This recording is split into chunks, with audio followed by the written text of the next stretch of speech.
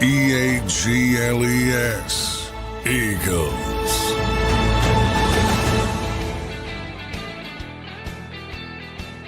Welcome in, everybody, to a Football Friday edition of Birds 365 here on JAKIB Sports. I'm your host, Zander Krause. That's my co-host, John McMullen, here with you on a Football Friday. There's good news. It's Football Friday. The bad news is the Eagles still will have another day before we get to the game. It'll be a Monday night game versus the Green Bay Packers. Johnny Mac, how you doing on a Football Friday, brother? Doing well. Got that extra day, yeah. So it's been a while since we've seen Eagles football, which is rare. So I guess we'll go, what is it, October 26th to November 10th, which is rare in the middle of a season. But, some teams will play two games before the Eagles play one game, most of the teams. So interesting bye week, and interesting how it unfolded at the trade deadline as well. We'll see how the Eagles handle it. We got to see the three new players: Jaelan Phillips, Michael Carter, Jair Alexander. I think obviously the big one is Jaelan Phillips, and Nick Sirianni was talking yesterday, and he mentioned how big he was, and he's right. I didn't realize how big he was. This is a monster, and athletic. I was talking to Jordan Mailata yesterday, called him a blur when he practiced against him. Boy, if this guy stays healthy, I think, he's going to be something for the Eagles. I'm with you, John. I mean, and by the way, he had a lot of great commentary yesterday. I don't know how hyperbolic he was being by saying it's the greatest thing that ever happened to him by being traded to the Eagles. But I think he's a smart guy too. I think he's a smart guy. Yeah, playing to the media a little bit, get him on your side. You see his comments coming out of Miami. He was very complimentary to them. He's just a smart guy. He understands. I'm sure he's thrilled to be, from the standpoint of going from, I guess they're not worst technically, Miami, because the New York Jets exist in the AFC East, but one of the worst teams to one of the best teams. Just from that standpoint, that's a nice change from just a standpoint of getting up and going through the grind every morning. Being on a 6-2 team instead of a 2-7 team.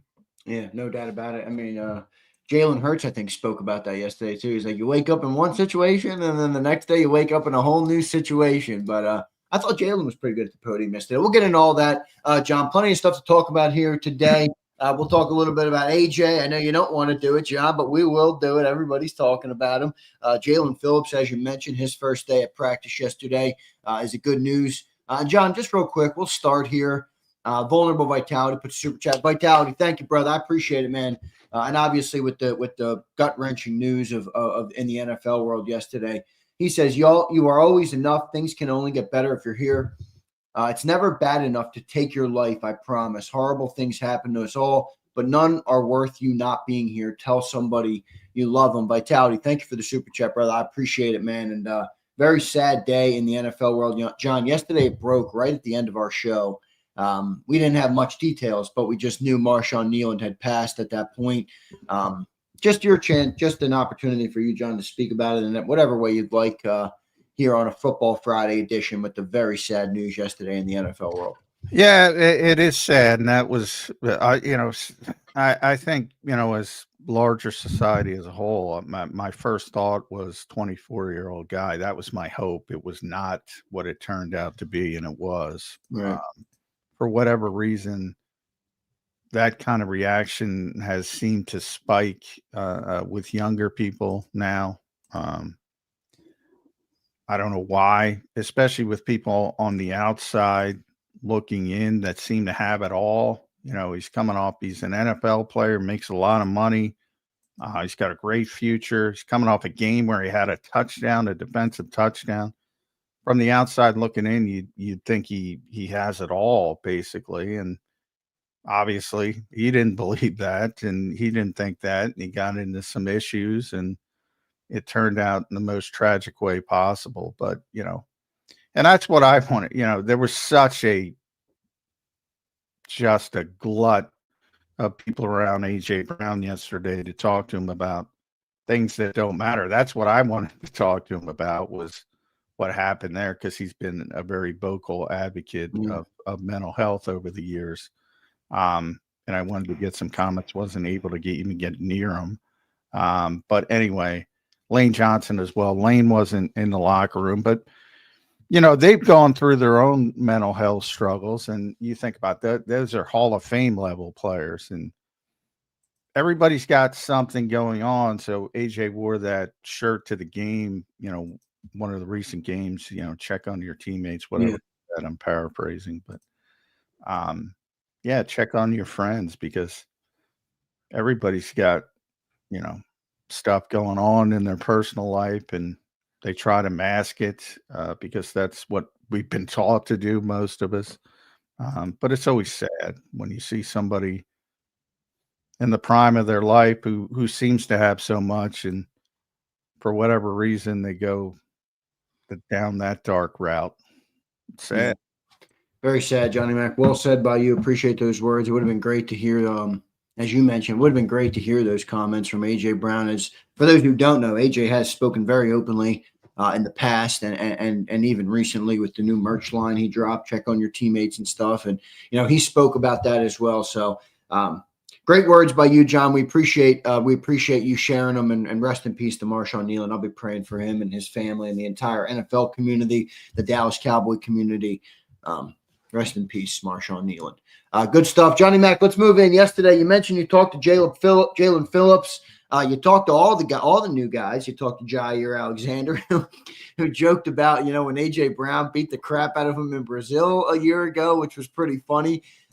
You talked to Michael Carter, who I happen to like Michael Carter a little bit. What were some of your takeaways, John? You spoke with Jalen yesterday. A lot of comments yesterday, and it's been a little bit since you guys have been in there. So, get back into the mix a little bit with it, John, is always good to do. Yeah, I mean, with Jalen, obviously, I've said, that's the guy, that's the centerpiece of the trades and the trade deadline moves by Howie Roseman. That's a guy who is going to be a big part of this team. It's just a matter of how big. And everything is positive from the standpoint.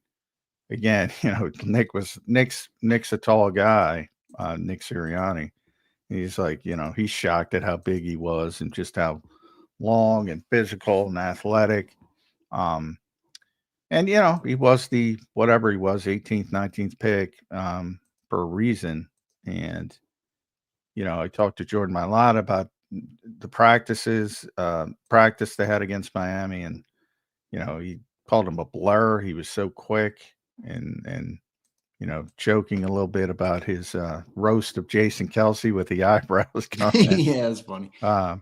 Which was a classic that even Kelsey loved. So I mean, he's and he gets it, like you said, greatest day of his life, whatever he's called it. And he just gets it. So he understands Big's defense. He's been in it. He can move inside if you need him. He can do a lot of different things, and he's in the prime of his career. The only concern is the injuries, obviously. But when he's been on the field, he's produced in Miami at a high level. I think people are going to be really excited about Jaelan Phillips. The other guys, I think Jair Alexander's not even going to be in the mix early. I think the goal there is to get him as healthy as possible off his knee issues, and maybe try to find something in the final month of the season as you go into the playoffs. That's my feel for that. With Carter, I think he's got a more defined role. He's going to be the backup slot and the backup safety to start, probably the dime back. And if, they want it, it gives Vic Fangio more options, more versatility, more flexibility. If they want to use Cooper outside against a particular opponent because they like the matchup, they can use him outside. If they want to keep him inside, they can, and Makuba's having a bad day, you can maybe mix him in at safety. So I think gives him more flexibility. But I think he's got a defined role coming in.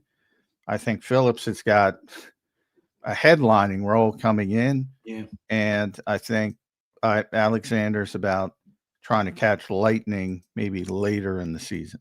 Yeah, I think in terms of Jalen and just that comment that he made with it being the great, I get it was somewhat hyperbolic, and you're probably right, John. I mean, he's a smart guy. He knows how to play into it a little bit, and but I do think from a real football perspective, John, he's got an opportunity to really become a household name. I mean, that's a part of playing in Philly now because they're such a good team and they're so much in the spotlight, and they play in deep into the playoffs, or at least they have, 2 of the last 3 years.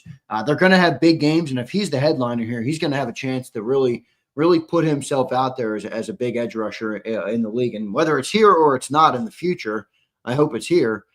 Whether it's here or it's not in the future, I think he's got an opportunity here as a player, and I think he realizes that, which is a good thing because you want a player to go out and reach their potential, or at least work their ass off to reach their potential. And I think Jaelan Phillips has that opportunity here in Philly. Yeah, definitely from the profile standpoint. In a lot of ways, I think he already has. Like I said, he's played. Yeah, but I mean, like Miami, well. right? Like only so many people are going to pay attention when you're on the 2-7 Dolphins. Yeah, I mean they stink right now. So Yeah. from that standpoint, certainly. But he's and I think if you look at the upside, and you talk about Nolan Smith, and Nolan's a really good player, and nobody's going to deny that. But he's also got some issues from a size perspective. This guy doesn't have those issues. Yeah, he looks the part a lot more than Nolan, doesn't he? So you can see if it clicks the high ceiling, the higher end ceiling. But it's got to click. He's had some significant injuries. He played, I think, a total of 12 games in 2023 and 2024. Now he has been healthy this season. But yeah, it's going to be interesting to see. I mean, there's no question that this guy's a good player. The question is, can he stay healthy, and how much is the Achilles and the ACL? How much did that take out of him? Basically, is what you have to keep an eye on. Yeah, and he's been playing well this year, so it hasn't been an issue this year. I think he'll be good. We'll see how he holds up, and I think he's got as I mentioned, a rare opportunity here to cash in, and hopefully it's in Philly. John, I do think there's a complicated future conversation there where, if Jaelan Phillips does come in and ball out, that contract's due right away. There's no pushing that off like you can with Nolan or Cooper, or not even Cooper, Quinion, or, any of those other, Jalen Carter. You could even push another year if you really wanted to. He's going to be due right away. I think that's going to create for some interesting decision-making by Howie Roseman in the offseason. Yeah, and that is, I do, because everybody, for some reason, wants to immediately jump to compensatory picks, and a lot of people, well, they'll get a third-round compensatory pick. Yeah, I don't think he's got enough time to prove to be at that kind of level from a contract standpoint. So I do think, if you want to look at the silver lining of those injuries, I do think it limits his earning power a little bit, at least this year, which will help. But as it's just speaking from an Eagles perspective, like, I don't want to play the comp pick game. I understand it's a good benefit if he does walk out the door or if he exceeds the threshold. Well, what I'm saying, he's not getting a third round compensatory pick. Yeah, right. But I mean, like, if he's a great edge rusher, we need a great edge rusher. You know what I mean? Like, I don't need what I'm trying to say is he's not going to get paid like, this week, Micah Parsons or Myles Garrett or TJ Watt. Do you think he could get paid like Josh Sweat did? Because that's kind of what I say. Yeah, he'll be in that realm. And that, if he plays well, the Eagles will have no problem anteing up for that. But, that's about evaluation, how he plays the second half of the season, how he plays in the playoffs. But if he turns into a star and they win another Super Bowl, yeah, they'll pay him Josh Sweat money. No doubt about it.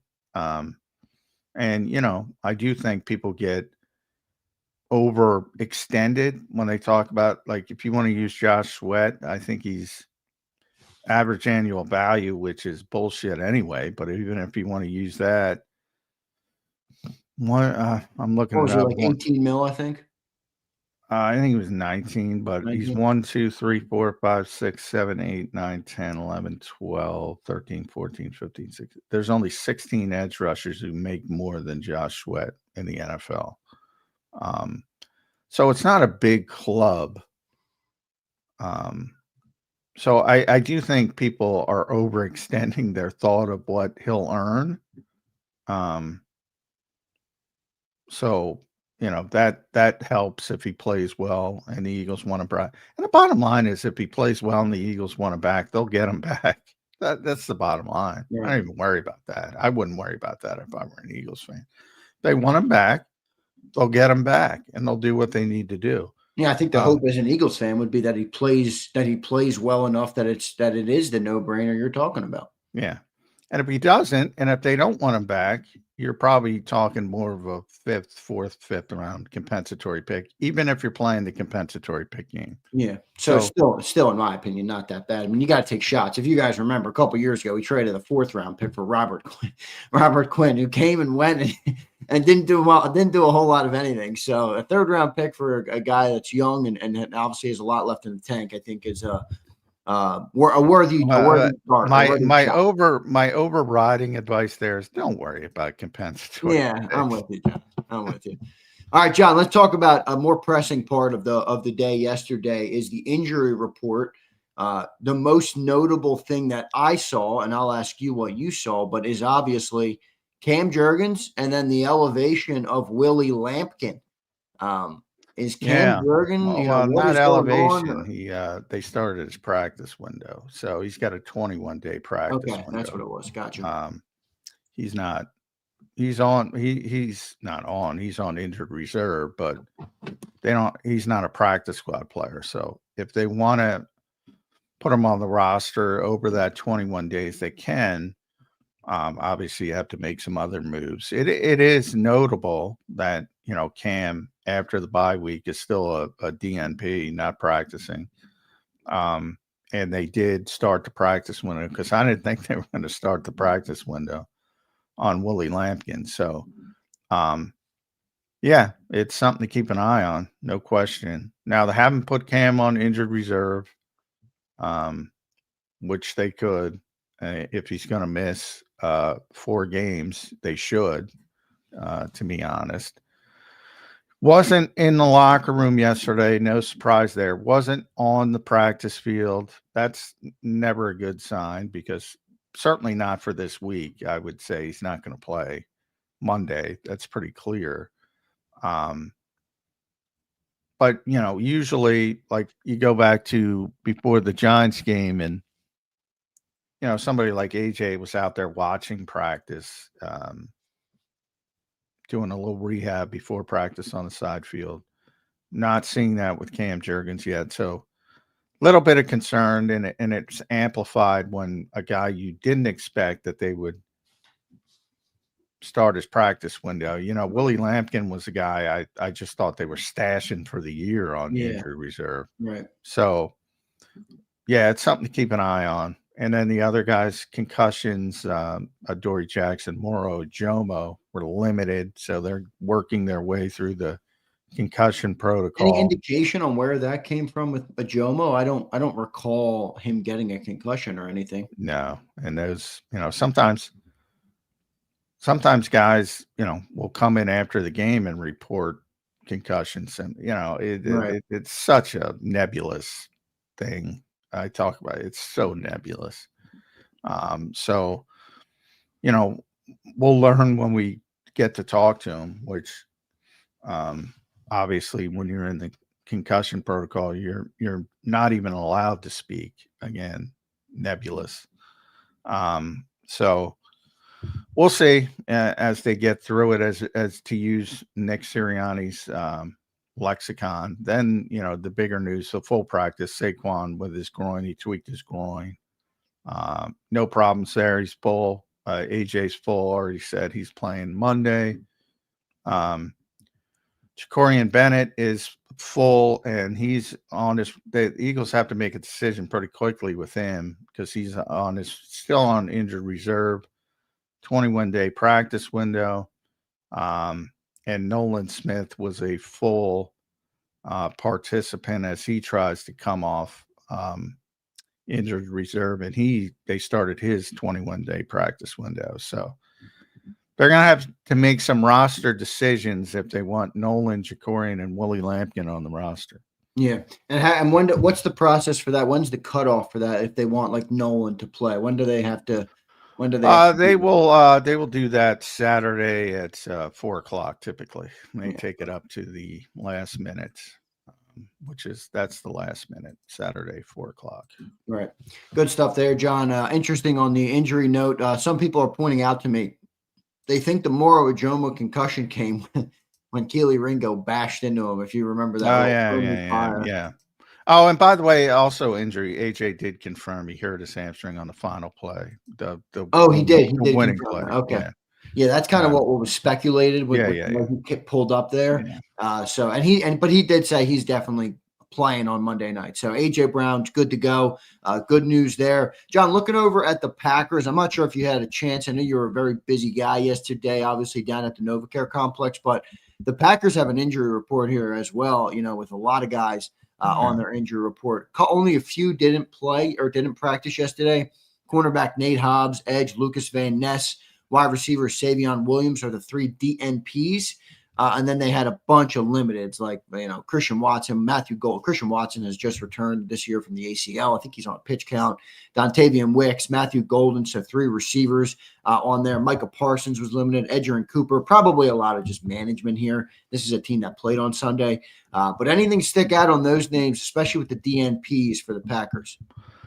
Well, what sticks out is the Eagles are probably 10-0, basically having the better injury reports as the season continues. 9-0, they'll be 9-0, 10 weeks. So, every week, that's why I can't complain about injuries. Well, I never complain about injuries because it's part of the game, but I should say fans, you can't complain about injuries because everybody else is more banged up than the Eagles, and it's been quite a run.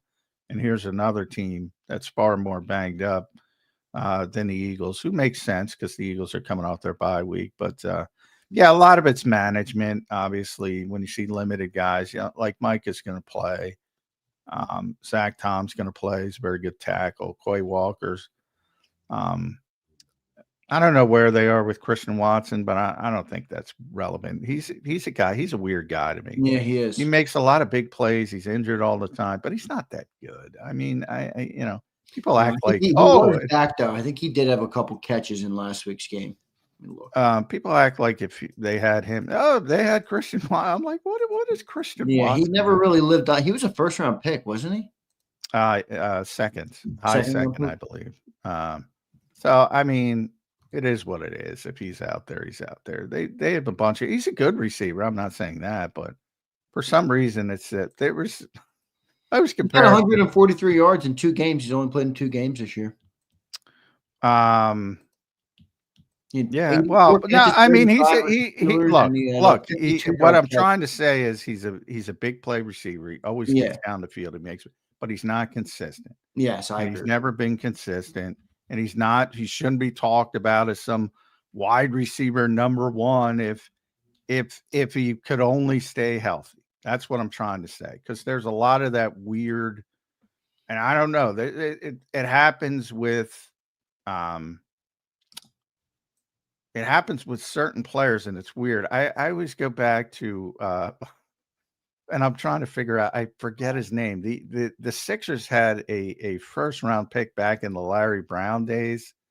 And he got injured. Speedy Claxton. So I'm going way back to 2000. And he got injured right away, unfortunately, before the season started. Typical Sixers luck versus Eagles luck. Sixers and luck. All year, I swear, they didn't have him.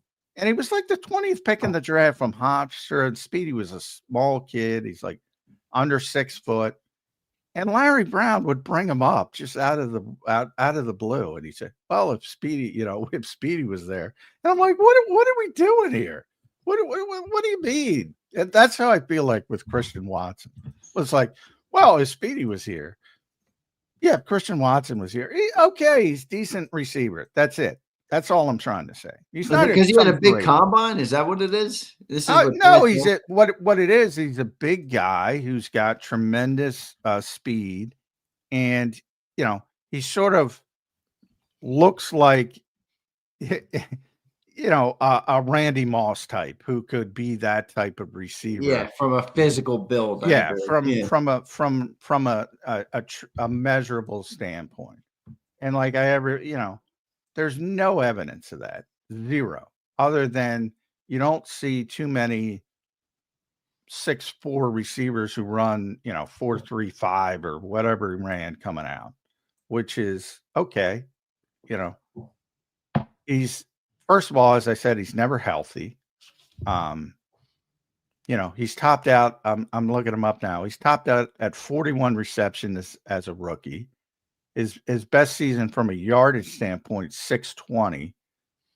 And he had 7 touchdowns as a rookie. But here's what people are enamored with, especially in this day and age where everything is bubble screen this, bubble screen that.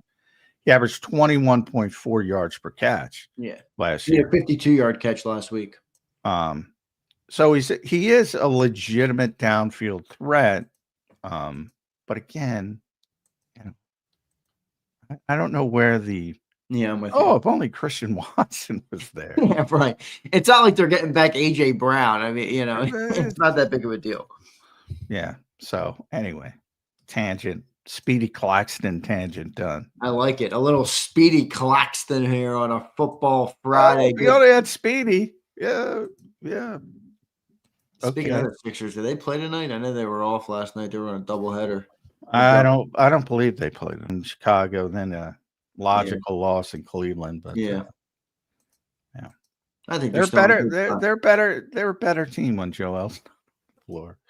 Sorry. Their loss in Cleveland would maybe insinuate otherwise, but Cleveland's a good team. Yeah. Donovan Mitchell was lights out in that game too, man. Like they're not. The Sixers' issues are defensively, which they're not a good defensive team, but in theory, Joel should help, but he's not helping them defensively. So, because he can't move.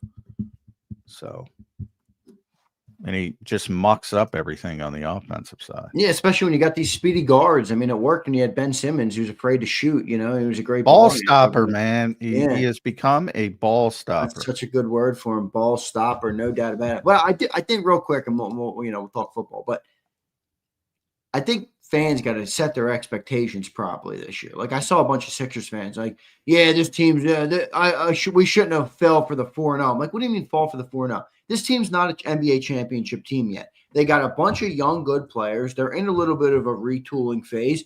Don't set your expectation on an NBA championship. I want to see these young guards develop, and then I want to see a pivot from the franchise to build around them more in the next couple of years. Well, I think, the Eaglesization of the city of Philadelphia and the Delaware Valley, everything, you see this with the Phillies as well. Everything is so cognate. You win a game, you're the best ever. You lose a game, you're the worst ever. There's no in between. And in baseball and basketball, look, I mean, you're going to have lulls. Those are long seasons. Yeah. If you're gonna have that kind of range of emotion when you lose an NBA game or you lose a baseball game, you're going to have a tough season. Yeah, I think they got to be a little careful too with Maxey. I mean, they got him playing 40 minutes back to back. So I'm like, all right, I get it. Yeah, and there's no well, McCain just came back, so hopefully he can. There's no reason to. Obviously, he's got to play late to close out games, but there's no reason to run that kid into the ground if you have Edgecombe, Grimes, and McCain. But Edgecombe already looks tired as well. So, yeah, but that's something about the NBA as well that people don't realize. You got to play back to back at high level against good teams. Yeah, And Edgecombe is coming out of college is already worn out. Yeah, well, you Those don't back, play, you don't yeah, play that much in college. that's back to back in the NBA is brutal if you're playing 40 minutes. At least there are certain guys who have such great conditioning they could play 48 and then play 48 again. Yeah, right. That's few and far between, and I Yeah. think it's getting fewer and farther between. Yeah, because of the way they're managing it. I mean, they're, you know what I mean? Yeah. If you're not physically putting people in position to, to demand that of them, then naturally they're not going to be capable of doing it when the time comes. Good stuff, Johnny Mac there. A little Sixers talk infused into the show today. We talked a little bit about the Jurgens and the Phillips and those guys. Jalen Hurts spoke yesterday, John. I think Jalen Hurts is better at the podium this year than he's ever been. We've kind of talked about it before, Yeah, but a lot of people have said that. you don't Same think so? same guy to me. Same guy, but I think he's just a little bit more relaxed. I don't know. I feel like he gives you a little bit more, not much, but I don't know. I like listening to him. Certainly not as bad as Sirianni to me. Oh well, wow. Don't even get me started. Oh my goodness. Best news we got yesterday was about the dog. Yeah, right. You're talking about his dog with Kevin Patulo. I heard that. American That's Eskimo, by the way. American Eskimo, name of Kobe. Wow. Yeah, Nick's a big Kobe Bryant fan.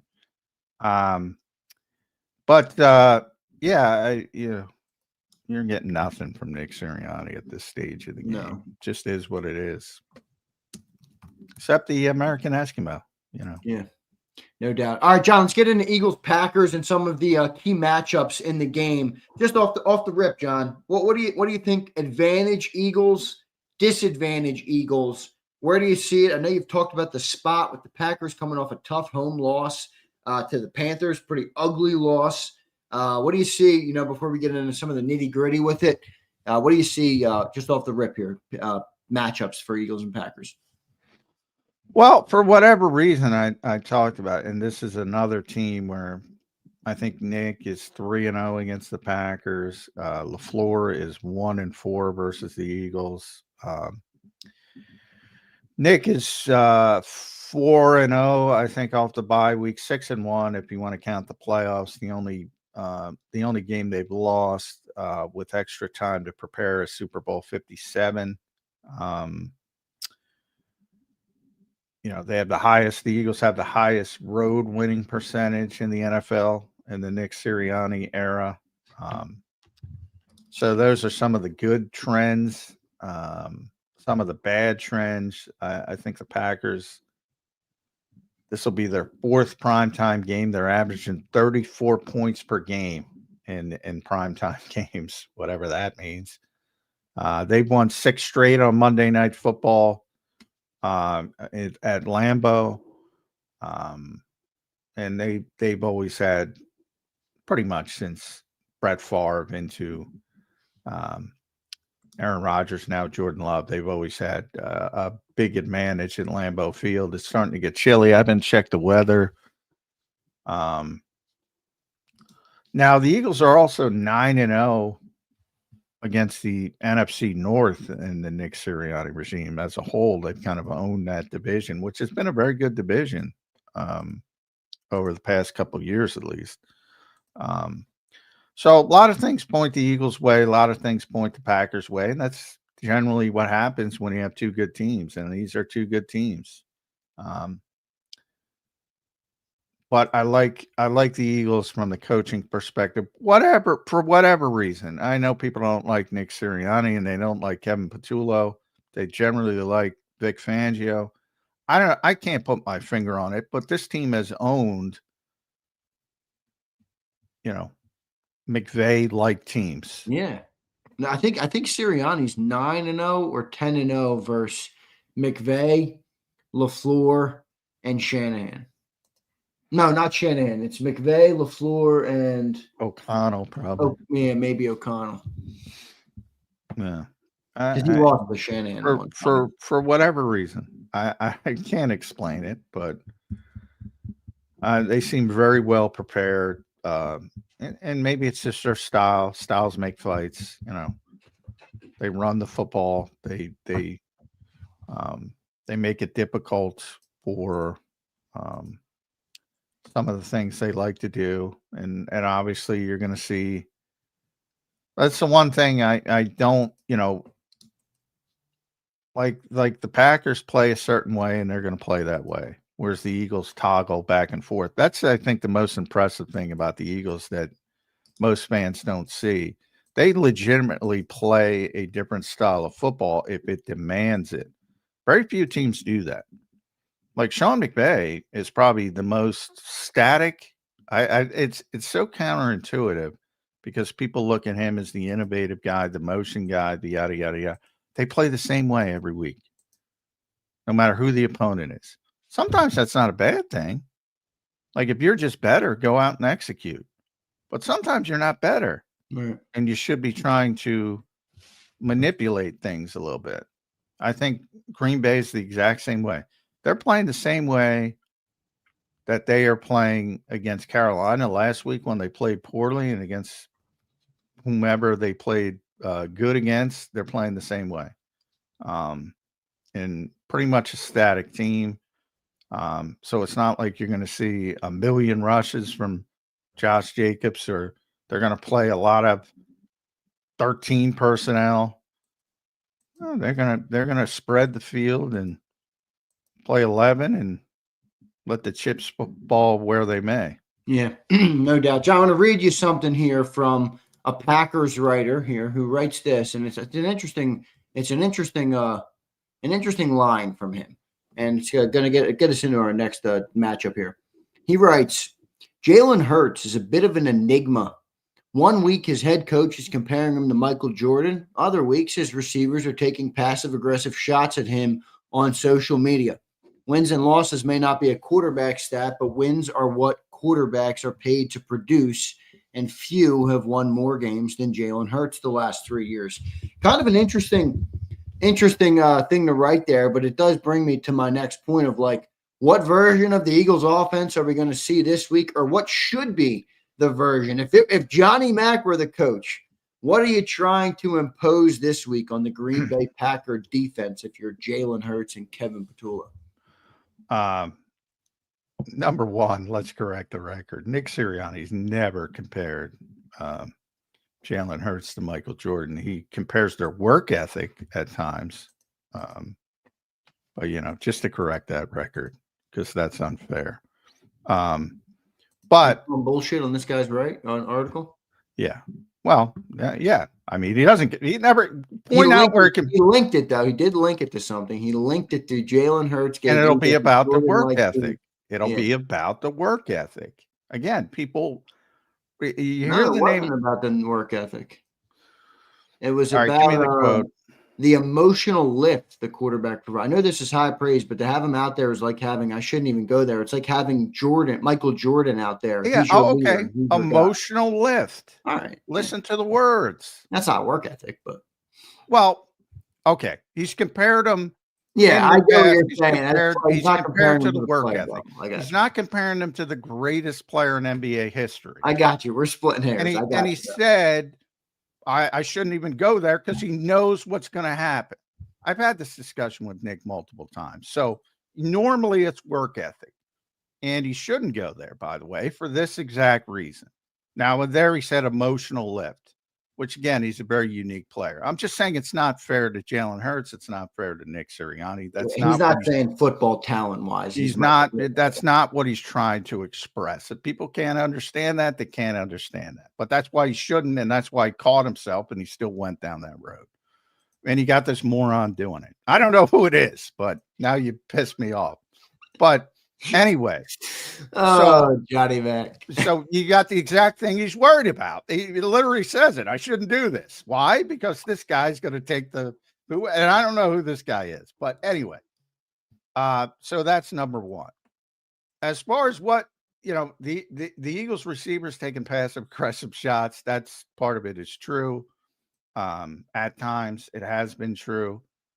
That's fair. I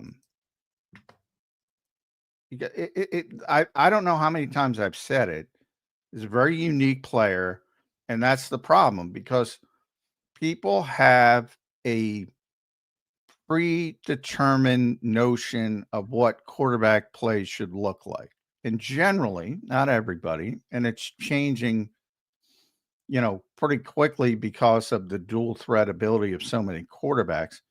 But still, most people lean towards the traditional pocket passer is great quarterback play. That's, to me, the big disconnect with Jalen Hurts. As far as what the Eagles' offense will be, I think you saw what it will be at Minnesota, or what the goal is. Minnesota and the Giants game.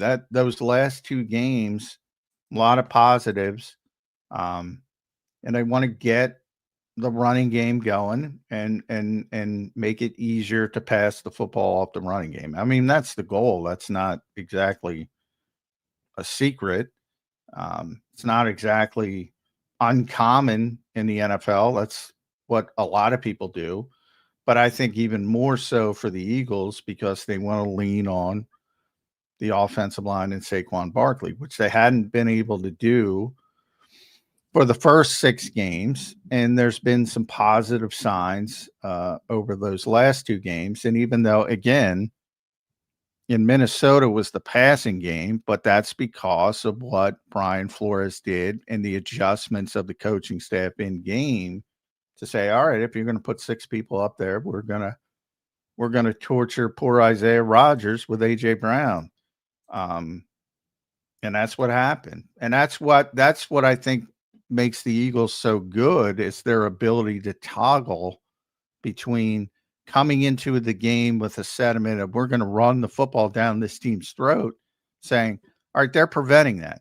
I would say, any NFL team, from the best run defense to the worst run defense, if they really want to stop the running game, they can stop the running game. If they really want to stop it, they can stop it. But you're giving up a lot on the back end if you're doing that. And that's what the Eagles have been definitely doing it's only 2 games, Yeah, right. It's not, but that's going to be their goal in Green Bay, even more so because their history with Micah Parsons is they can't block him. And what do? You read them if you can't block them. And that's been the sentiment when he was in Dallas. I can't imagine it's changed. Very few. And I was talking to Jordan yesterday, and he got the Micah Parsons questions, and was talking about his sixth sense of a player, which was interesting because he said some people have this feel for the game like it's a sixth sense. He's got that.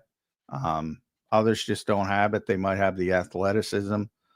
They might have all those traits, but they don't have that feel for the game. But when it comes to Micah and their history, there's very few people where, it's always about the Eagles when it comes to, and Jordan said that again yesterday. We've always made it about ourselves, he said. And we got to make sure to focus that he doesn't disrupt the game, but it's about us executing and all that, yada, yada, yada. Well, the Eagles very rarely name protections after their opponents. They name protections after Micah. The only 2 player I can confirm they've done that to are Miles and Micah. So they're very well aware of what he can do to disrupt the game. And generally their history is affect him with the running game, because if you're affecting him with the running game, you can't rush the passer. And I don't think that mentality is going to change. Yeah, well, we'll see what they do. They did didn't they do a lot of the mush rush thing last year too with the Halfley? Well, they're a different team this year because they have Micah. Yeah, right. Yeah, completely different team. They had great defense so far. I mean, let's see, they're 5th overall. They're 5th against the run. They're 9th against the pass, 8th in points per game, 6th and 3rd down offense. The only thing they've been under sort of water on is red zone defense, where they're 23rd. They're basically top 10 in everything on defensively. They're really good defense.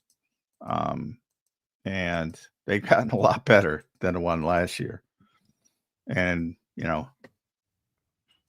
it's because of him.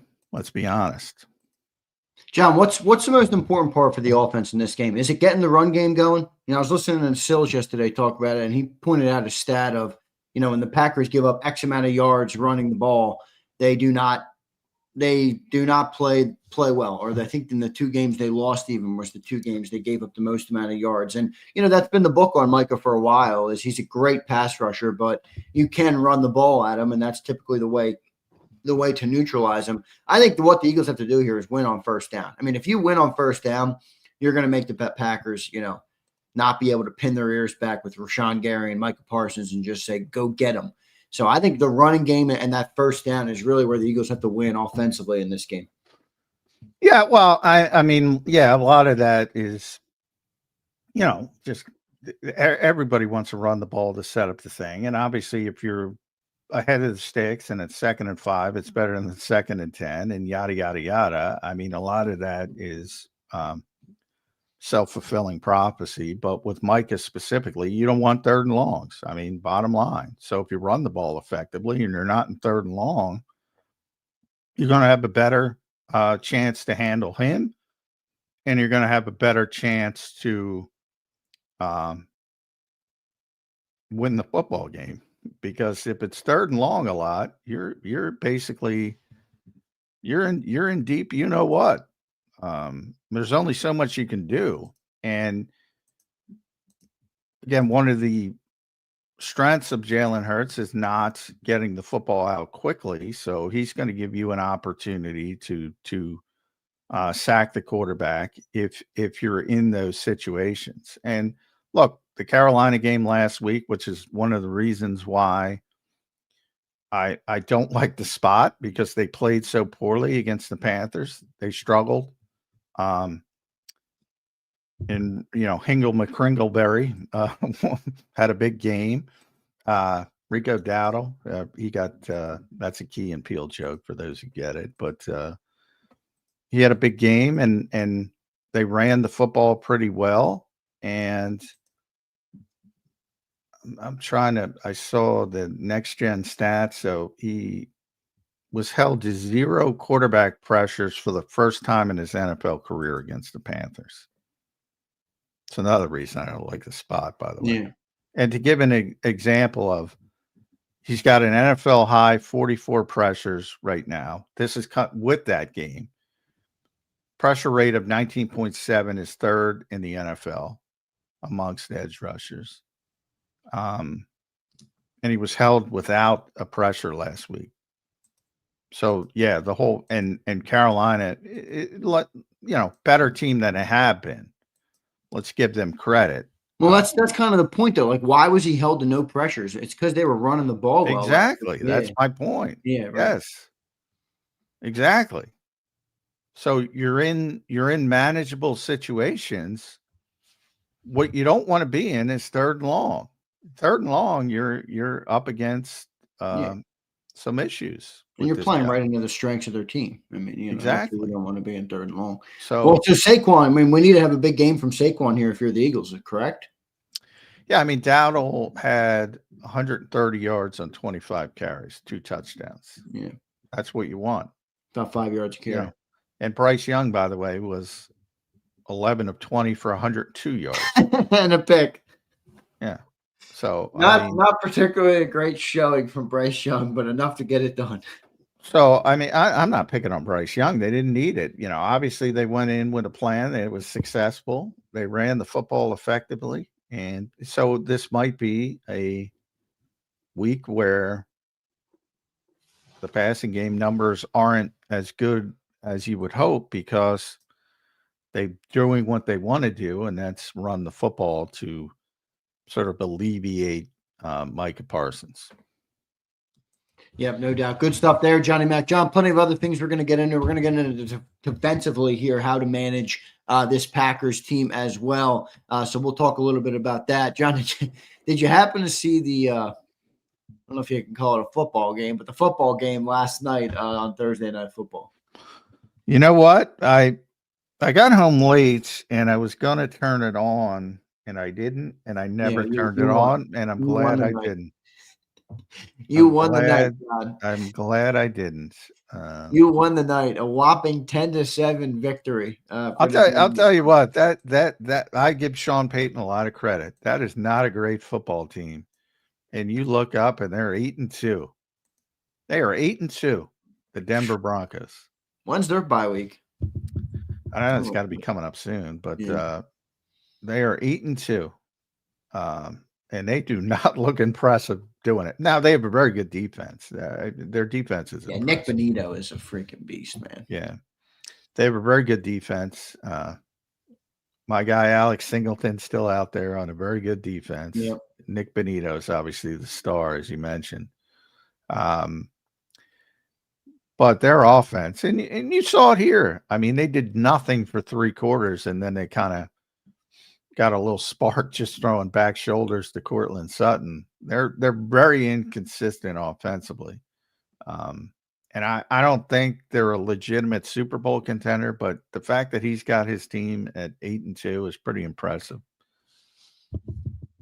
Yeah, good stuff there. John, sticking on Jalen a little bit, here's a good question from my guy, Flying Mind. Flying Mind, thank you, dude. Great question here. How does Johnny Mac see the quarterback coach Leffler and the job he has done with Jalen this year? Big impact? We see Jalen under center a bit more, and obviously the ints are way down. Do we credit the QB coach? Good question. Yeah, I think he should get some credit because, again, it's something they haven't tried a lot of in the past. And, it is something that is very cognizant on footwork and mechanics and things like that. And that's what Scott's working with him on a daily. He's the guy working on that day-to-day basis. So, yeah, I think he deserves some credit because Jalen has looked pretty comfortable with it. And there has been that and the bottom line is they haven't done it a lot. So whether whomever you want to blame for that, they're doing it this year. And again, we still haven't seen the 3, 5, 7-step drop ball coming out on time. If you want to go that way dramatically, which I don't think they're going to go that way dramatically anyway, but to be able to do it effectively and added sort of to the toolbox, yeah, I think Scott Leffler deserves a lot of credit because he's the guy working on those mechanics and techniques and fundamentals. Yep, fair enough. Good question. Mine. Appreciate it, my friend. Appreciate all the great questions. Good stuff from everybody in the chat today. John, moving into defensively for the Birds in this game, you got Jordan Love. They got Josh Jacobs. They got a litany of wide receivers. Kind of all of them. I feel kind of like you did about Watson in a different way about them all. I think they're all good. I don't think there's any that scares the shit out of you. Jaden Reed obviously got hurt, a little bit ago, but how do you kind of see that Packer offense, what their strengths and weaknesses are before we get into some of the matchups? Well, I think the hope is, Matthew Golden becomes that guy as the number 1 receiver, but obviously he's not there yet. Not going to be there. What they do is they have a bunch of good receivers. Apparently they got drama with Golden already. He's bitching about targets and stuff, and he goes open, and Jordan doesn't throw him the ball. Yeah, he's a wide receiver. Yeah, they're all like that. Happening early for him, though. The guy's a rook, man. Now, yeah, he's not proven anything, so he should shut up. But they just have a bunch of good receivers. Dobbs is good. Now the best player they had was Tucker Kraft, but he's out for the season. He was having a monster season, and nobody could cover that guy in the middle of the field. But you have Dobbs, you have Golden, you have Dontavian Wicks. And as you mentioned, Jaden Reed's out as well. Now Watson's back. So they have like 5 legitimate guys you can throw the football to and have confidence in it when they're healthy. But again, they're not healthy. And they still have a lot of depth. But yeah, they don't have the great sort of centerpiece receiver. And, Jordan Love is in a different way, a lot like Jalen Hurts, because people look at him and say, there's something missing. A lot of shot plays, a lot of one of my biggest criticisms of the Packers is what I said before. Like Matt LaFleur's too involved. I'm kind of the opposite of most people. Like I think he should be given more rope to Jordan Love. And then if he sinks, fine. But you got to see if he can swim. I think they're too structured. And I think it hurts them. Josh Jacobs, interesting. Like his, he's having a down year like Saquon. Yeah. I don't even think he's had 100 yards yet in a game. He's under 4 yards a carry, which Saquon was until last week. Now he's over it. But he's got 10 touchdowns. And if you look at the film, he's playing pretty well. So it's similar, like he had a big season. So I think people are very cognizant of stopping him. So in a lot of ways, it's similar to what's going on with Saquon. So he's still a good player. I wouldn't get overly caught up in that 3.8 yards per carry because he can hurt you. In fact, I want to look up where he is. And oh boy, I don't know. PFF has him at number 2. He's a good player of the running backs. So I wouldn't get too caught up in that. And then Love is, what the Eagles had him, they turned him over last year. And he's susceptible to turning the football over. But I will say, I always make fun, and you should make a lot of Jalen Hurts has 1 interception through 8 games, 1 interception, 215 throws, 1 interception. And that was basically cost them the game against the Giants. So it's very impactful anytime you turn the football over. That's not news to anybody. But Love's got this reputation. Oh, he might turn it over. Well, he's thrown it 250 times. He's got 3 interceptions. So it's not like he had that one awful throw, which is one of the worst throws I've ever seen against Carolina. But it's not like this guy throwing, the ball all over the lot and they're turning it over. So some of that is, I think, a narrative that isn't really holding up. But it's a good offense. I would say not a great offense. But, it's funny because I think everybody in Philadelphia would say, well, the Eagles offense is better than the Packers offense. The Eagles offense is 24th in the NFL. The Packers offense is 8th in the NFL. 360 yards a game. And the Eagles are at 304. So it's not a bad offense. But without Tucker Kraft, you got to see what it looks like. Because that guy was having an all-pro level season. And he's gone for the year. Maybe now it's Matthew Golden's opportunity to get up and, maybe get some more touches because he was going to Tucker Kraft a lot. I think he had 32 catches, 489 yards as the leading receiver on the team so far. And he's now done and dusted. They got Luke Musgrave, right, as their backup tight end. Yeah, who's a pretty good player, but he ain't Tucker Kraft. The thing about Tucker Kraft is, as you mentioned, 32 catches, 489 yards for a tight end, over 15 yards per catch for a tight end in this era of football is incredible. 6 touchdowns. So 489 yards, 344 of them were yards after catch. That for a tight end, that is insane. People can't tackle the guy.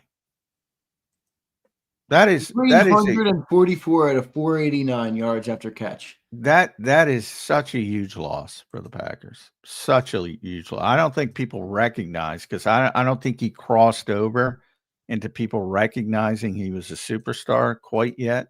He was a superstar through the first, 7 games of the season.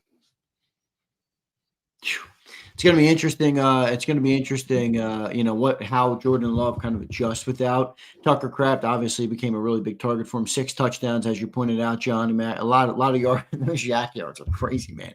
For Tucker Kraft, I mean, the most on their team by a long shot.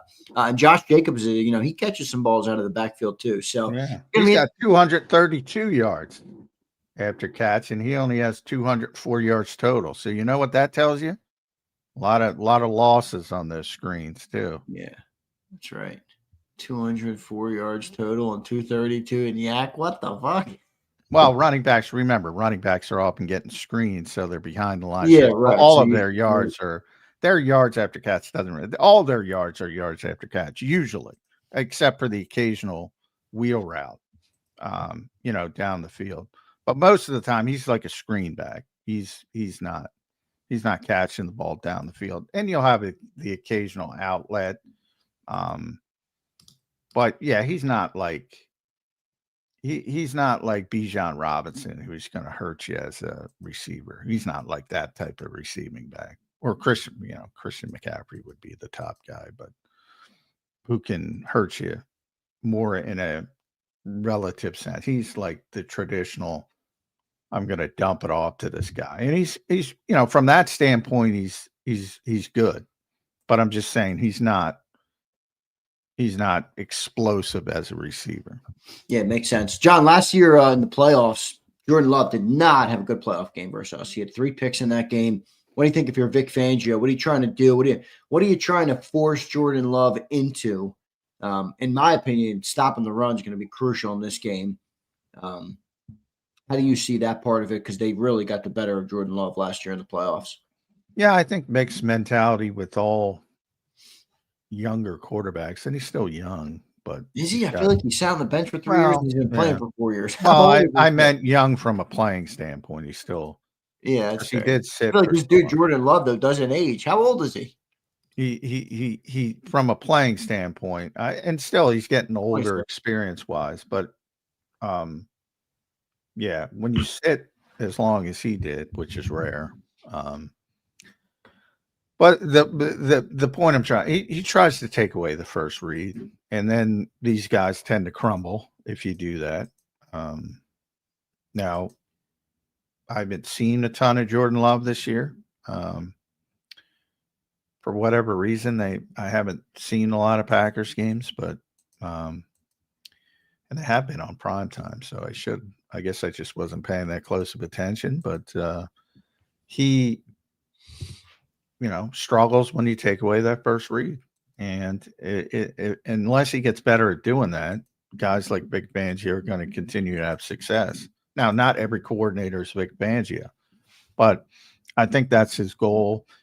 And to confuse him, again, you look at the Jalen play and against the Vikings and Carson Wentz, that type of thing, where you're not, I think a lot of people get mixed up with that flat defender, like, oh, you're asking him to cover. No, you're trying to fool the quarterback. And basically, the quarterback thinks he's rushing, and all of a sudden he's not, and he goes and sits down into his zone. And that was the perfect example of it working.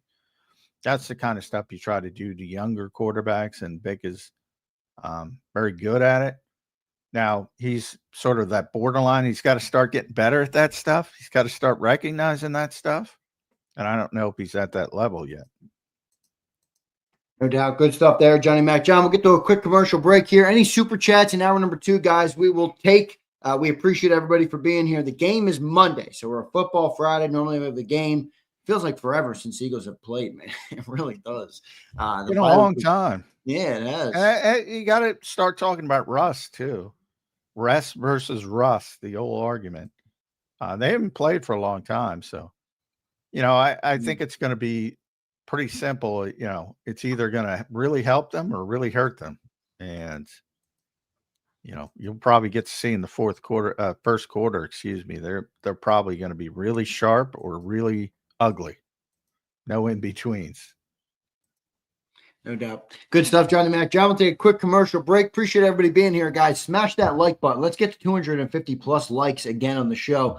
We have been crushing it in the like department, so we appreciate everybody for being here and hitting that like button on the show. Birds 365 has been killing it this year, and we do appreciate all of you guys for that. So hit that like button. Stay tuned. We'll be right back on Birds 365 in about 3 minutes.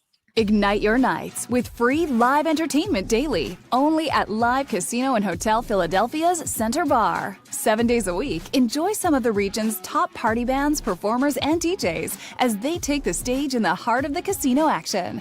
Great cocktails, live music, and lively moments. It's all happening at Center Bar at Live Casino and Hotel Philadelphia. Visit livecasinophilly.com for more details and the complete list of upcoming events. Must be 21 or older. Gambling problem? Call 1-800-GAMBLER. This is Eric. When he got injured in a car accident, he called Morgan & Morgan. He not only gets a lawyer, he gets trial lawyers like Sam and Jessica, who are in it to win it. He gets his own investigators with briefcases, leather ones. And if you ever have questions, our customer service folks keep things rolling. Injured? We're your army. Morgan & Morgan, America's largest injury law firm. Welcome to the Jet Setters and the High Rollers, to the Shot Takers and the Tastemakers. Welcome to the Viewfinders, the Thrill Seekers, and the Night Owls. Welcome to everything you could possibly want on one 5-mile island. Welcome to the Wildwoods. Book your stay today. In our hometown, we all look out for each other. We go the extra mile to lend a helping hand. We step up to keep our communities going strong. And at Independence Blue Cross, we're here to keep you going strong. We've been deeply rooted in our communities for more than 85 years. And that connection to members has earned us our spot as the #1 health insurer in the region. So while you look out for your neighbors, know IBX is always looking out for you.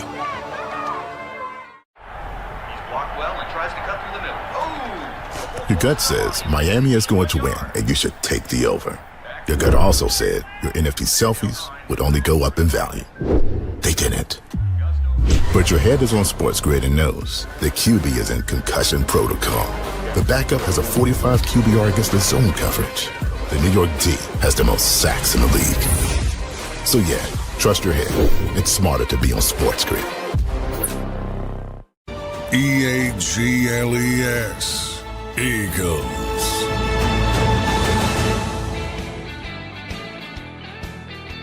Welcome back in, everybody, to a Football Friday edition of Birds 365 here on JAKIB Sports. I'm your host, Zander Krause. That's my co-host, Johnny Mac, John McMullen. Give us follows on X at Zander Krause and at JF McMullen. Appreciate everybody being here. Appreciate all of our podcast listeners as well. Don't forget to hit that like button here. Let's get that like number up. We appreciate all of you guys. Johnny Mac, Kevin Patulo coming into this game and coming into the second half of the year, coming off the bye. You heard Jalen talk about this a little bit yesterday where, you know, kind of right in the middle of the bye week this week, which was an interesting thing for the team to have the bye right dead smack in the middle of the season. Kevin Patulo, John, what do you want to see from Kevin Patulo? How do you kind of grade what he did in the first half? I know you've been, you know, you're not one that is fire Kevin Patulo after 4 weeks, but what did you see in the first half? And then where do you think he can improve? And what do you think this offense, how do you think it will evolve and change going into the second half here? Well, I think you already saw the change, and I think that'll continue. That was during the mini bye, at least until and if others adjust to it well, if it continues to go well for the Eagles, I think you've seen what they're going to do.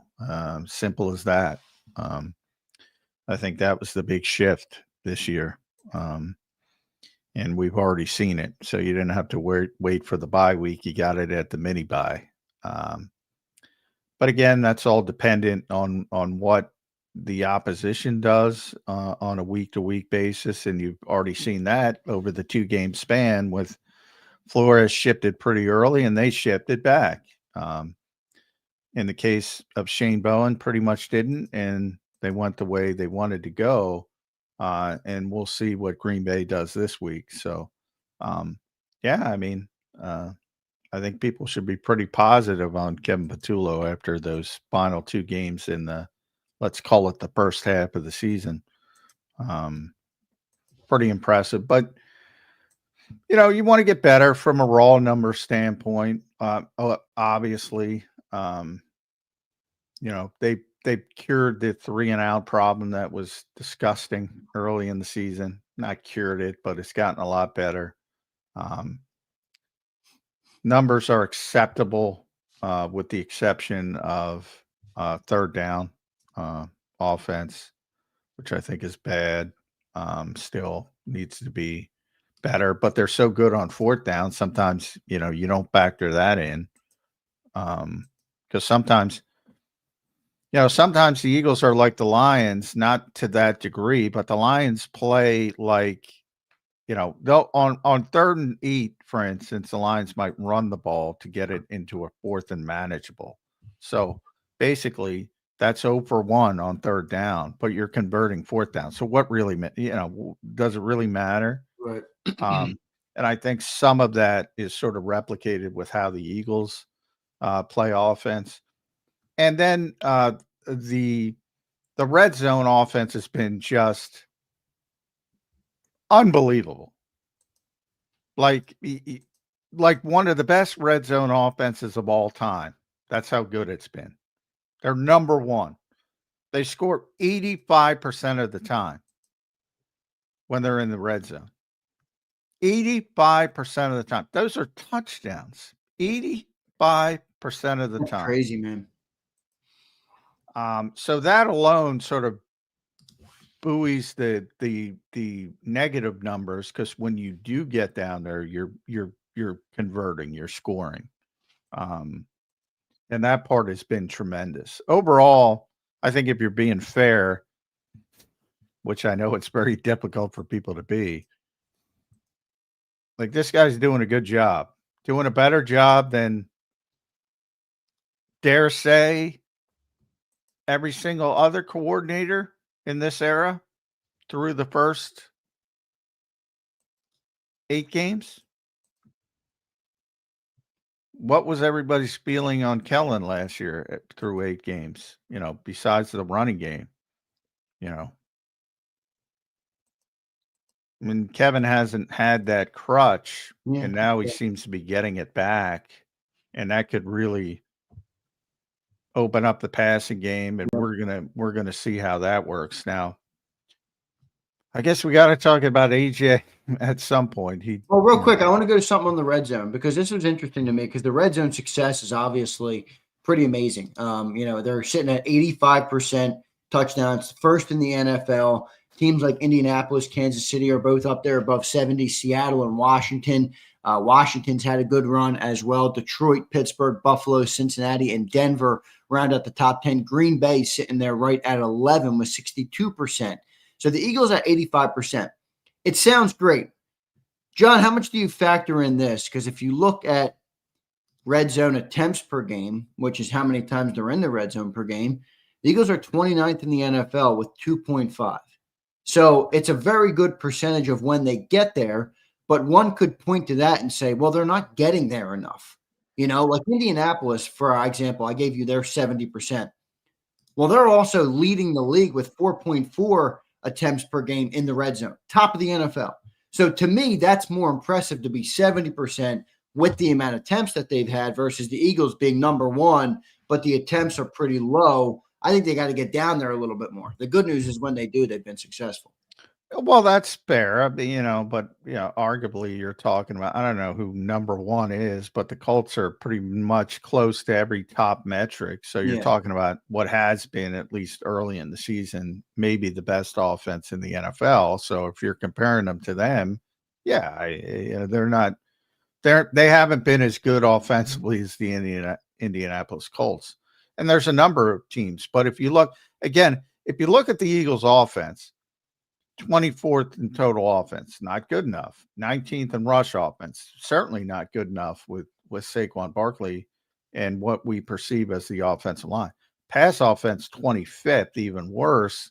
And people have talked ad nauseum. Why can't you throw the ball to AJ? Why can't you throw the ball to Devontae? Yada yada yada. We've been talking about this for years.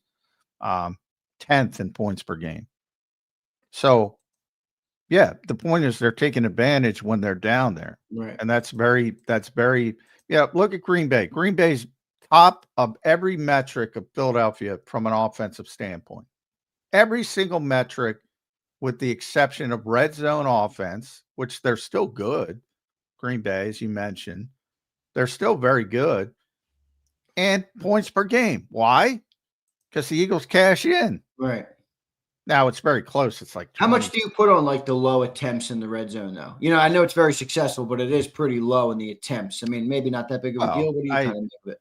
I think early in the season they were playing poor football offensively, very poor football. So I still think it's, that'll even itself out a little bit as you get through 17 games. And I think it'll obviously, the larger the sample size, the better indication you get. But they didn't play. They played very poor offensive football early in the season for the most part. Good halves here and there, terrible halves. We talked about the inconsistency, the Rams game, the Tampa game, the 3-and-outs. For a long time, they were leading the NFL in 3-and-outs, down with the really bad teams, the really bad offenses, which shouldn't have been the case. But they solved that at least for the past 2 games. And if that continues, those numbers will start to look a little bit better. But the bottom line is if you cash in when you have that opportunity, and again, 24, 28, 25 turns into 10 in points per game. And that's how you can mask 24, 25, and 28 by cashing in when you do have the opportunity. And again, I think if people are being fair, this red zone offense has been a hell of a lot more creative than it has been in the past. Yeah, I would agree with that 100%. And I think they're surprising people down inside, and that has been to their advantage. Now, the more of this stuff they put on tape, it should be more difficult. And I don't expect them to finish with 85%. That to me is probably not possible. But if they do, that'll be a hell of a season in the red zone. No doubt about it, man. No doubt about it. Good context there with some of that with Kevin Patulo. John, as it pertains to the matchup with the Packers, everybody thinks about Micah Parsons. Obviously, they also have Rashawn Gary, who has had actually more sacks this year than Micah Parsons. I think we all know why, because Micah Parsons is chasing quarterbacks, like crazy, and they're running right into Rashawn Gary. Rashawn Gary, though, still a very good football player. He's a good player. Yeah, they got Xavier McKinney, who's kind of had Jalen Hurts' number a little bit. Keyshawn Nixon, and I think Carrington Valentine's going to be their other corner because they got the one guy who's banged up. Quay Walker, Edgerrin Cooper, Devontae Wyatt is their interior defensive tackle. Who kind of on and then their nickel corner is going to be Javon Bullard. Who kind of on that defense, is a name to watch. I want everybody to know what they're watching out there when they have the Packers, when we're going up against the Packers on Monday. I think Mike is the obvious name, but who else sticks out on that defense that you got to take into account? Cooper. I don't think you mentioned him. He's a very good linebacker. Yep. He's a very good linebacker. Very good linebacker. A lot of Philly fans wanted to draft him when he was getting drafted. Yeah, and he's hit the ground running. The secondary, AJ's own Jair, he's here now, but he called him his son yesterday, by the way, he called himself. But Valentine's the guy who Dallas Goedert stiff-armed into oblivion that everyone enjoyed. So Keyshawn Nixon is okay. They don't have a great secondary, great corners, I should say. The safeties are really good. And as you mentioned, Xavier McKinney is a player the Eagles have loved for a very long time. Yep. They were in the sweepstakes to sign him. Oh, yeah. They were trying to get him. And Green Bay went so high, they tapped out. But he's a playmaker, and he has been, with the Giants, and he continues to be. So, they're a very good defense. They have talent at all three levels. But they've gotten, they turned the corner because of Micah's arrival. And Rashawn Gary's a perfect example of that because he's a very good player, but now he's turned into a star player. And to certain degrees, even some of the guys who haven't been living up to their potential as high draft picks, Van Ness and Wyatt specifically, are all of a sudden better players. And it's very similar to what Jalen Carter does for the Eagles defenders, even though he's not having the year that people expected him to have from a statistical standpoint. His presence adds so much to the Eagles defense. Same thing with Micah Parsons to the Packers.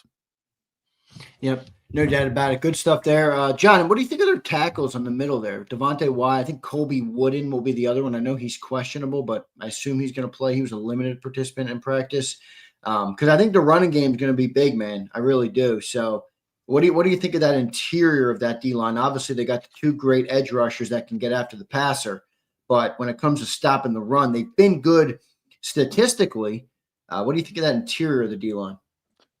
Well, Wyatt's been playing well this season. Yeah, he has.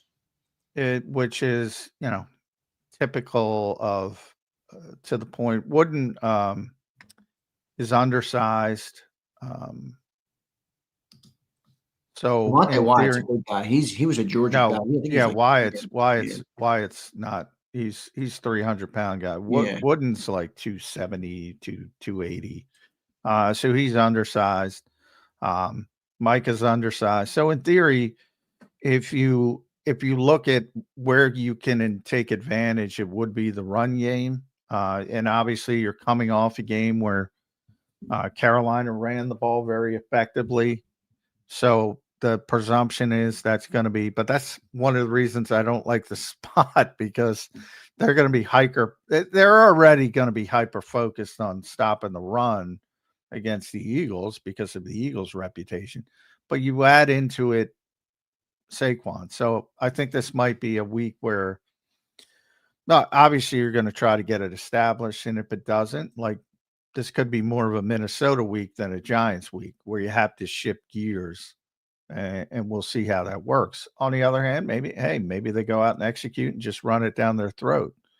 But I think because of what happened with Dowdle, I think they're going to be minding their P's and Q's, so to speak, in the run defense. John, feels like a big weakness here for this Packer defense is that second cornerback spot. Nate Hobbs is hurt and out, and they got Carrington Valentine stepping in. I don't think he's had a bad year, Carrington Valentine. I think he's only got 200 snaps or something in that range, so nothing, not too low, but feels like a weakness there, John. You got to exploit. He's a pretty small cornerback, 6 foot. I think he's under 200 pounds, so pretty small. I would be picking on him. He was a 7th-round draft pick, I believe, in 23. Yeah, I mean, they're not great at corner. Keyshawn Nixon's their best corner. Yeah. He's okay. I would say nothing. That hurt was pretty good, though, wasn't he? Who? The dude who's hurt, Nate Hobbs. Nah, well, I don't. Yeah, to me, he hasn't been playing well. Actually, Valentine's been playing better than him. But as I said, Valentine has some issues, as you saw with Dallas Goedert. Yeah, right. Evaporating him. Bullard's not good. So I think if you look at it from a personnel standpoint, it's clearly the weakest part of their defense, the corners. But a lot of that is masked by the pass rush. Yeah, that's why they got to win on first down. John, if they win on first down this week, I think the Eagles could beat that's a good recipe to win every week. The other part of it is to the point of if you want to criticize Reed Blankenship, which a lot of people do, and Vic defended him. Xavier McKinney and Evan Williams are dealing with that in Green Bay from a large extent, and they're playing really well, both of them, at safety. And they have to mask some of the deficiencies at corner or help mask. Now, again, the pass you got Parsons and Gary coming at you, like, which is, and even, guys like Van Ness and, and Barre, they can come at you in waves with the pass rush. So that helps as well. But clearly from just a pure personnel perspective, the weakness of that defense is clearly cornerback. Because the linebackers are great. Cooper, Walker's never lived up to his rep, but he's very athletic. But they're very good. The defensive front is tremendous, and the safeties are tremendous. So the corners are clearly the weakness. Yeah, but I'd like to see some of that play action under center this week. I think it's the perfect game to build on that. John, let's get some super chats. Before we do that, I got a nice little note yesterday. All right, you never know who's listening, John. At our the governor back? No, our Screwballs event. The winner of our Eagles ticket giveaway last night was none other than the father of Sean McDermott, head coach of the Buffalo Bills. Oh, wow. For those who know, Sean's a local did guy. I rip Sean? No, but he's a big listener of Bird 365. Nice. When he won the tickets, he mentioned that. Said, I love Bird 365. Occasionally, I haven't been kind to Sean. So well, hey, listen, we're going to be objective. We don't care who's listening, John, but no, pretty cool. Pretty cool that only Sean for game management perspective. I think Sean's a very good coach, but game management, he's had some problems. But he ain't the only one. He ain't the only one. No, he ain't the only one. No doubt. Here, let's get to some super chats. I want to thank my boy John Strasser becomes a member. John, thank you, brother. John is listening from Washington State, Johnny Mac. So all right, Seahawks. I'm a big Seahawk guy. I'm a big Sam Darnold guy. So I think the Seahawks are legit in a lot of ways. And I know a lot of people don't believe in Sam Darnold, but I'm spiking the football on that one. That dude can play. Yeah, well, does he go pumpkin, John, or does he not? Well, tell me what the other 46 guys on game day are doing, and I can tell you that. But he's going to do his part. I can tell you that as well. All right, let's go. Justo says, time to change your commercials. Justo, your $2 super chat, unfortunately, will not pay the bills, but I do appreciate you for being here. Here's Dwayne Wilkins. What's up, Dwayne? I want to see Cooper and Quignon, a.k.a. the Dudley Boys, on the outside. Why the comp for the Dudley Boys, Dwayne? That's a wrestling comp, but I don't get the comp other than Devon. I guess because they're black and white. That's probably Devon is. I'm thinking more of the glasses, but I'm like, they don't wear glasses. So yeah, one's black and one's white. All right, yeah, that's superficial. Come on, Dwayne. Yeah. Well, what do you think about wanting to see Cooper outside? I think that's fair. I'm almost reaching that point too. Yeah, I think it makes it easier for Howie from a business perspective, but I don't think Vic gives a flying what about the business part of it. So he likes him inside. I think he's going to be inside. Prince says, "Damn, man, what Prince? What are you coming at me for? What? Yeah, come on, Prince. Here's my boy Harris. What's up, Harris? What did he say? Damn, what did you do? I don't know. I got to Prince is always giving me shit. Alexander Harris, what's up, brother? Good morning, crew, to the JAKIB community. Check on your loved ones. Mental health is real, and if you're dealing with it yourself, don't be afraid to talk to someone. Shit, call me. I'll talk to you. Be blessed. Rest in peace, Marshawn Neal. Harris, I'm with you, my man. I'm with you. Reach out to me. I'll talk. Yeah, check on your people. That's what AJ's whole thing is. Check on your people. So, I mean, it's a shame, John, that you didn't get to ask AJ that yesterday. I'll get him today. No, I know you will. I'm just saying, it was obviously such a big moment. That was the first day, and there's about 15 more TV cameras. How Hard Knocks or whatever the hell they're doing is down there. That's right. When that comes out in December, I think. Yeah, I don't know when it comes out, but so it was. Gotta watch it this year, no? Yeah, I'm there. I see it. But the insider stuff, but the Eagles do a good job, and that's all edited. So, for for maximum effect. But yeah, I'll watch it eventually. Probably not right away, but I'll watch it eventually. But to the point of yesterday was just a shit show of a day because you're coming off the bye week, plus you're coming off the trade deadline, plus you have 3 new players, plus you have, AJ staying and the trade deadline and all that stuff. So it was much more crowded than usual. And those people will slowly recede to the background. So I'll get to ask him that question eventually, but hopefully today, but if not, sometime in the coming weeks. Yeah. What is the agenda today for the Birds? I don't have it in front of me. They practice at 2:15ish and locker rooms at 4:30ish, something like that. So no coaches today or anything like that. Just practice in the open locker room. No players speaking or anything. Well, I guess outside of the locker room, probably not. Good stuff there. Appreciate you, Alexander Harris. Thank you, bro. Big supporter of the show. So we do appreciate you for being here. My boy Alexander's always got good tweets too. So I appreciate following you on Twitter. So thank you, brother, for connecting with us. We appreciate all of that. Johnny Mac, a Football Friday going in. Let's look at some of the other Week 10 games in the NFL, and we'll talk about some of those. Remember, we'll have a full Monday show as well, everybody, where we'll have a chance to preview and dive deeper than we already had into the Eagles versus Packers game. It feels like I've been waiting for the Eagles versus Packers game for fucking 38 days. Mm-hmm. It's been a while. Yeah, I know. It's been a little bit since we've had 15 days it'll be by the time they kick off. 15 days. John, some good games, though, this weekend. Patriots-Buccaneers is an interesting one. The Giants taking on the Bears, kind of a meh, but I'm interested in the Bears if they can keep winning.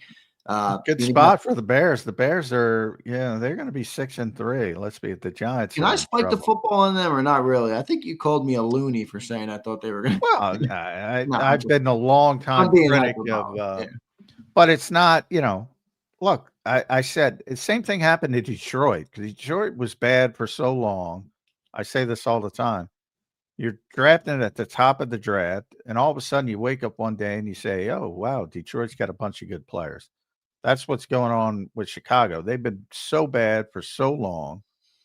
All of a sudden they're picking at the top of the draft. They start to get some big-time players, and all of a sudden they're okay. Now, ultimately, I don't know their schedule. I assume they still have to play Green Bay and Detroit at least one more time. So a lot of those teams are going to pick them. And even the Vikings are 4-4. We'll see. That's an interesting You got the Ravens this week, because both of those teams need to win. Yep. And I think the Ravens are going to win because the Ravens are, by the way, their practice. Did you see the Ravens injury report? Nobody's on it. That's the one team. Nobody's on it. Now they've had they're dealing with Lamar Jackson. Yeah, right. Back. Nope. They have nobody on their injury report in the middle of the season. They didn't even have a limited participant. No, nothing. What? 0 names for 2 consecutive days. Nobody limited, nobody resting. That is incredible. So I think the Ravens are going to win that game. But if it is in Minnesota, and if they find a way to win, all of a sudden they become more relevant. So that's a big game for both of those teams. But, to the Bears' point, they have to play those 3 teams. So those 3 teams are going to pick themselves off at some point, because they got to play each other. Similar, and you're going to see the same thing in the West and it starts this week. The Rams are at the 49ers. The Rams are 6-2. The 49ers are 6-3. And then you got to deal with the Seahawks, who are 6-2. So those 3 teams are going to pick themselves off. So that's where the Eagles have the big advantage because the NFC East is just, besides the Eagles. So the Eagles got a real good opportunity to get the number 1 seed if they play well in the second half of the season because all these other divisions and the South isn't really, I think, that relevant. You got to worry about the Buccaneers. But I don't, and they have a similar tract as from the standpoint of the Eagles, although the Panthers are a little bit better than everybody expected. And by the way, the Panthers are playing the Saints this week, so they're probably going to be 6-4 all of a sudden, and say, they've got a shot to be that last playoff team. But yeah, the NFC North and the NFC West specifically, those teams have to pick each other off. They just have to. You're not going to get a bunch of ties. Green Bay's got one tie. I don't think you're going to see a ton of ties going through it.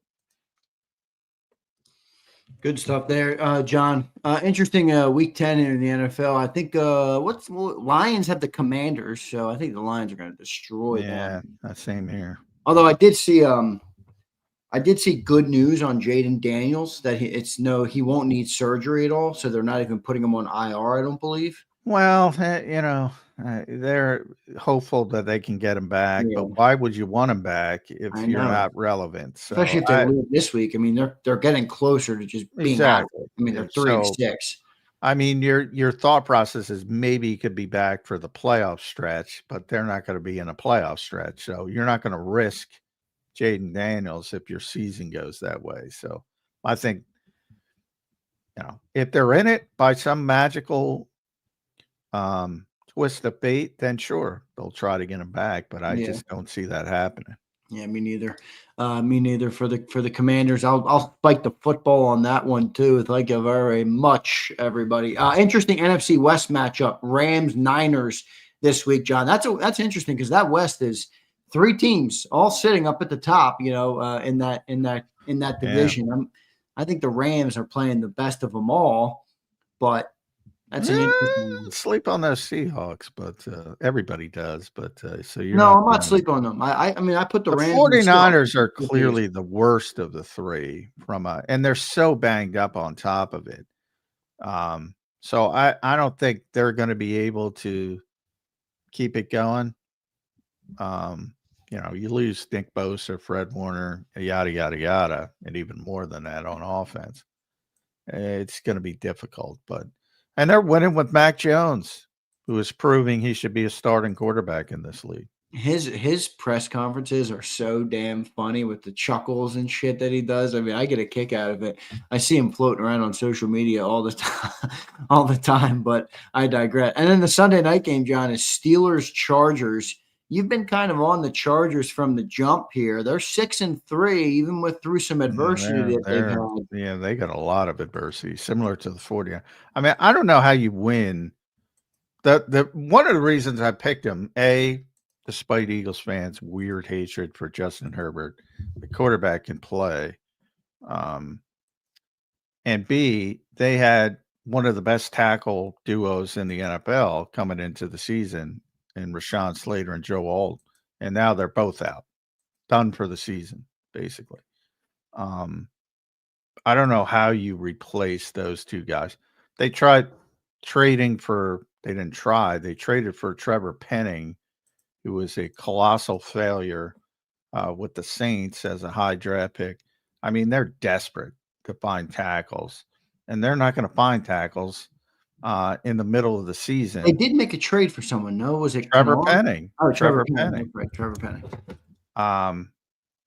Yeah, as I just said, he's not good. My bad. They moved him inside to guard in the Saints, and he's not good. And Rashawn Slater and Joe Alt were both great players. And you can't replace players like that. Similar to the Niners on defense with Bosa and Fred Warner. Devastating injuries for them. Yeah. So that's, Rams, Seahawks coming out of there are going to be interesting. And then we'll see if the 49ers can hold on. But that's a tough one to hold on if you're them. Then you get the Monday night, Eagles, Packers. So a decent week 10 slate. Nothing really that good. Jags, Texans, I guess, is a decent game. They're 5-3 versus 3-5 Texans. So we'll see. Nothing crazy great, though, in the NFL this week. Saints, Panthers. The Saints are obviously nothing, but the Panthers need to keep winning. If they keep winning, they got a chance to kind of sneak into the playoffs as well, which would be interesting. I just hope everything's better than last night. Now, I think Eagles-Packers is clearly the biggest game this week. from, competitive standpoint. And then I would say number 2 is Patriots Buccaneers. Who thought we'd be saying that? Patriots they win that game on the road. You got to start saying they're legit. Yep. And then I think of importance is, as I said before, Ravens, Vikings. I think the team that wins that game is relevant. The team that loses it is probably not relevant anymore. All right, good stuff. We got some more super chats we'll get to. I want to thank a couple more people for becoming member. Roll Philly, brother. Appreciate you, man. Roll Philly, another guy I'm connected with. I appreciate you, brother. Here's Sammy Livingston. What's up, Sammy? How much do y'all think the bye week helped the offensive line? Well, Cam Jurgens. Didn't help Cam Jurgens. Jurgens is still in the injury report. Doesn't look like he's going to play. No, I mean, it's those guys take a beating. Jordan was talking about that yesterday. I mean, yeah, it's nice recharge. He went to Catskills for a couple of days.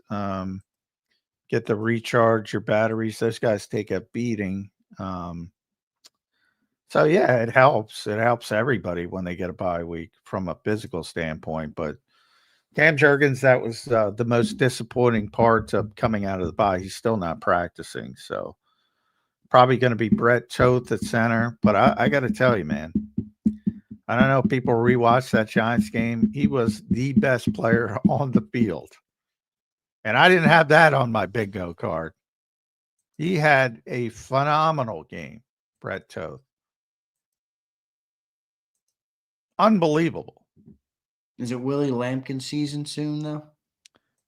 Hell no, not if. But you would need a backup. That's what that's about. If Brett Toth plays like that, no, it's not Willie Lampkin season. Now I don't expect. What's up with everybody being mad that we got Willie Lampkin? Like all the Rams fans are like mad at us for having Willie. What's up with that? They think it's and it's rare. They think it's not that somewhere they got in their mind that you Like an don't unwritten rule or something. Yeah, you don't claim injured players, which is not the case. People generally don't do it, but it's not like it's, some kind of unwritten baseball rule that has been a long story. People don't claim injured players because they're injured. And they feel they don't have to. The Eagles kind of, and one of the strengths of Howie Roseman is went outside went on the margins. That's it. His example of winning on the margins is like, all right, we'll pay the guy. We think he's a good player. We'll pay the guy to rehab. Most teams are too cheap to pay a guy to rehab. Right. So Jeffrey Lurie, again, it all starts with Jeffrey, but no, it is not some kind of unwritten rule. People just don't do it because they don't want to pay injured guys. Yeah. So in other words, shut the fuck up, Rams fans. Nobody gives a rat's ass about it. And by the way, both Eagles and Rams fans, it's Willie Lampkin. Settle down. I like Willie Lampkin. Why? You're not a Willie Lampkin guy. I happen to be a Willie Lampkin guy. I'm just saying. I find it when people get very upset about guys on the back end of the roster. That's all. Now he's 23 years old. I kind of like him. Willie's a fine guy. We're gonna need some insurance for Cam Jurgens. Ed Kratz is a big Willie Lampkin guy because he was. We got to get Ed on. I know he's a busy. Yeah, it's like the hardest guy to track down in America. Yeah, I know. Well, he likes it that way. But Willie's a high level amateur. Was a high level amateur wrestler. So Ed's a wrestling coach. Big. That's right.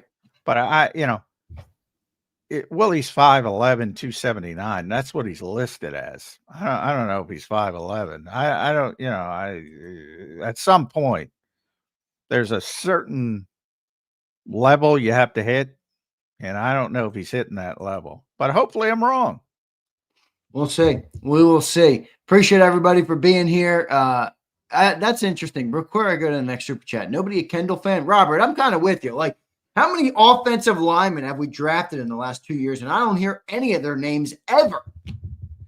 Well, you remember everybody was hyped up on Trevor Keegan. Yeah, where's he? He's at the Cowboys now, isn't he? Yeah. Day 3 picks are day 3 picks. I mean, Sometimes they hit, sometimes they don't. But but the Eagles have not given up on Drew Kendall. He's on the roster. When I say if Cam's not there long term, when I say they need a backup, that doesn't mean Willie Lampkin's going to be the backup. It means they're going to look at Willie Lampkin, they're going to look at Drew Kendall, and say what are our best options. I would still lean towards Drew Kendall before Willie.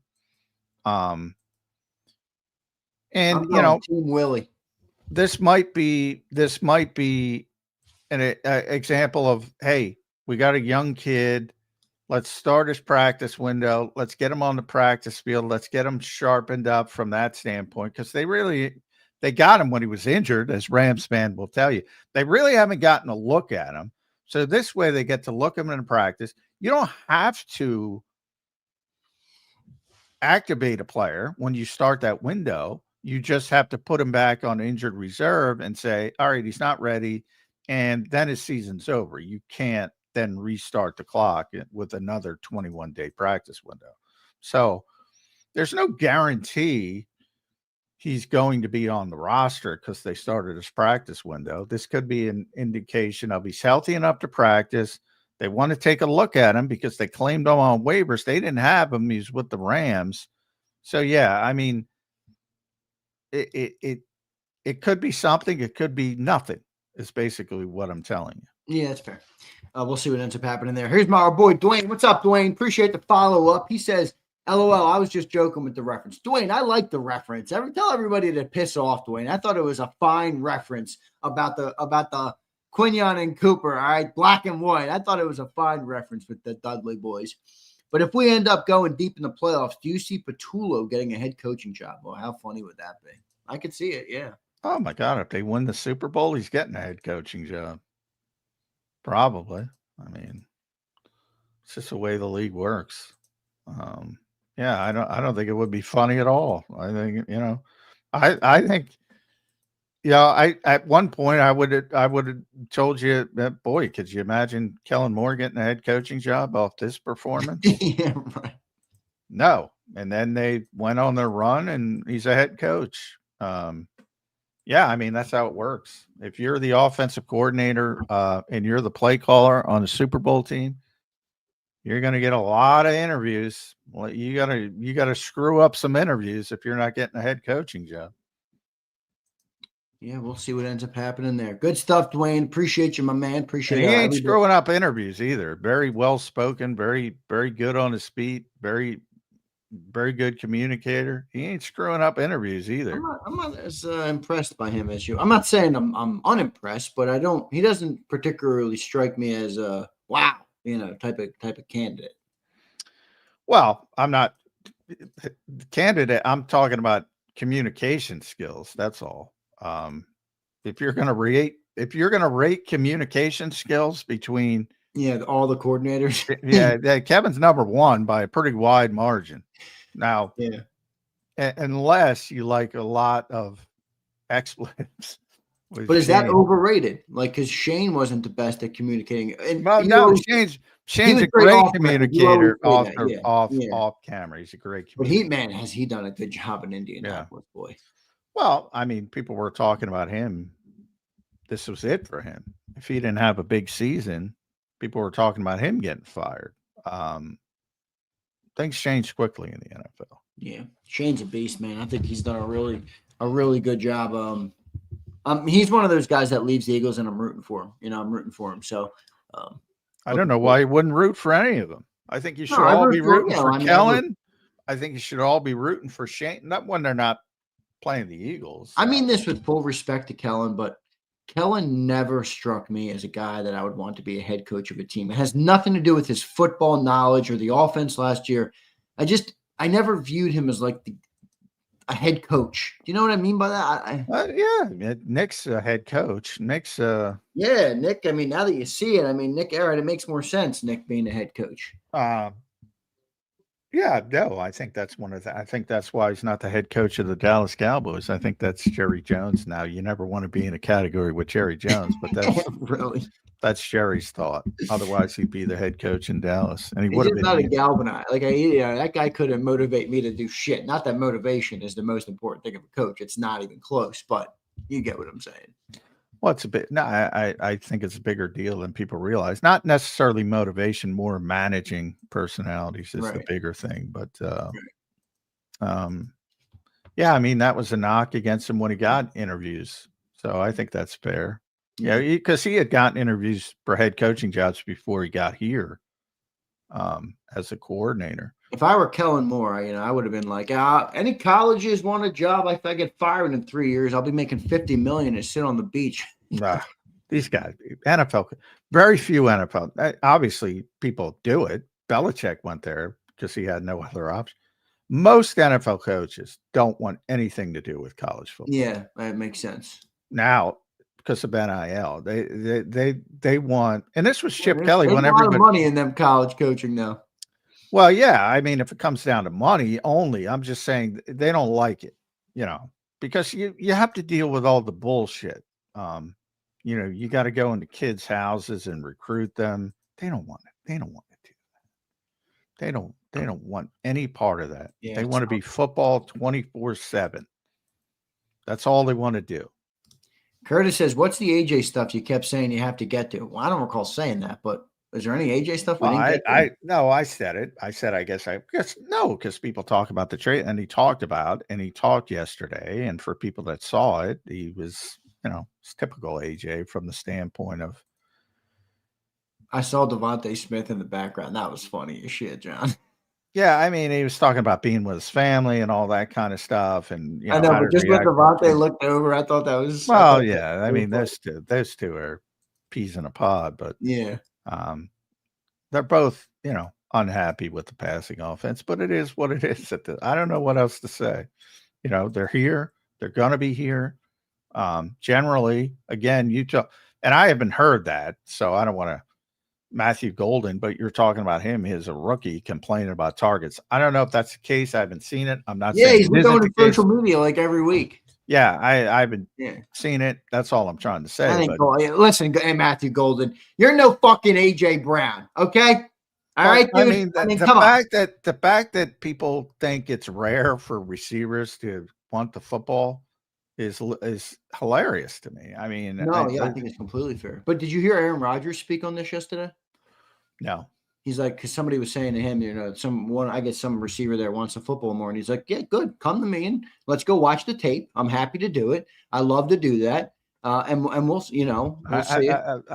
As you know, I freaking love Aaron Rodgers. I might be the only person in the world that loves Aaron Rodgers. I love Aaron Rodgers too. I got no problem. I don't mind that people are weird. I expect people to be weird. I think I'm weird. I mean, I'm fine if Aaron Rodgers is a weirdo. So what? I'm not gonna go into the darkness with him. I'm just talking about football. Yeah, me neither. That dude is a football savant, and be careful what you wish for, because if you're watching tape with Aaron Rodgers, he's going to tell you why he's not throwing you the football. He's probably going to point out your deficiencies pretty quickly. But to his point, as a quarterback, if you don't want a receiver who wants the football, you don't want that receiver, period.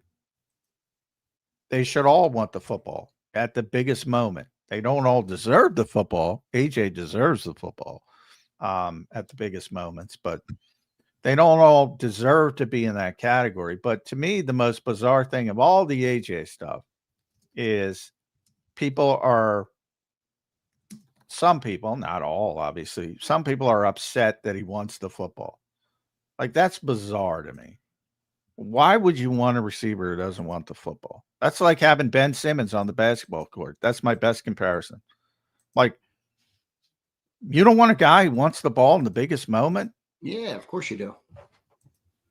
It's bizarre to me. Isn't it? There's a little bit of where you reach a threshold where it's all right, you know what I mean? We're 6-2 coming off a Super Bowl year. We're top of the NFC. I get it. I know you want the football. We all do. But the threshold is fandom versus not fandom. And I say that because forget fandom. I don't care about fandom. Well, I say that because you got to hear my explanation first. ahead. I say that because the goal for a fan is win at all costs. And no matter if you win, you should be happy. That's their goal. Right. You should shut up and do it. As long as you're winning, everybody should shut up and be on the page. And that's not realistic. That's all. I mean, that's not realistic. This is a business to these guys, and they will be cut and they will be traded when they will be cut. The best players when they can't play anymore, and they will be traded at a whim. And maybe they have to move their look what happened this week. Jaelan Phillips, for all this talk, is building a house in Miami, and he's got a kid on the way. And they were making a life in South Florida, and now he's got to move thousands of miles without his wife and his kid, his soon-to-be kid. And it's a business, is what I'm trying to say. And nobody's asking him, hey, would you like to do this? They're doing it. And it could be cut, could be moved, could be traded. And this happens in every NFL city. It's a business for the teams, so it's a business for the players. And they have a different mindset than just, oh, we're winning, so let me shut up. That's all I'm trying to say. Good stuff, Johnny Mac. A great Football Friday show. I can't believe we have another show before we get to this damn game. This is like, this thing is literally 15 days. 15 the days. longest 15 days of my life. So 4-0 after the bye in the Nick Sirianni era. 6-1 overall with extra time. They only lost Super Bowl 57. So this time bodes well for the Eagles, I would think. It has in the past, and we'll see if it does so in the future. But we got one more show to get through before we can even talk about the game. Yeah, it's true. We'll see. We'll see what ends up happening. Johnny Mac, great show today, brother. I assume those were your final thoughts of the bye week record. Appreciate you doing it today, my man. Just real one more time for the people. There is a lot of stuff going on today in terms of there's a practice and everything. You're heading down there to the NovaCare conference. Yeah, practice will be on Cam Jurgens alert. I don't expect to see him. I don't expect him to play this week.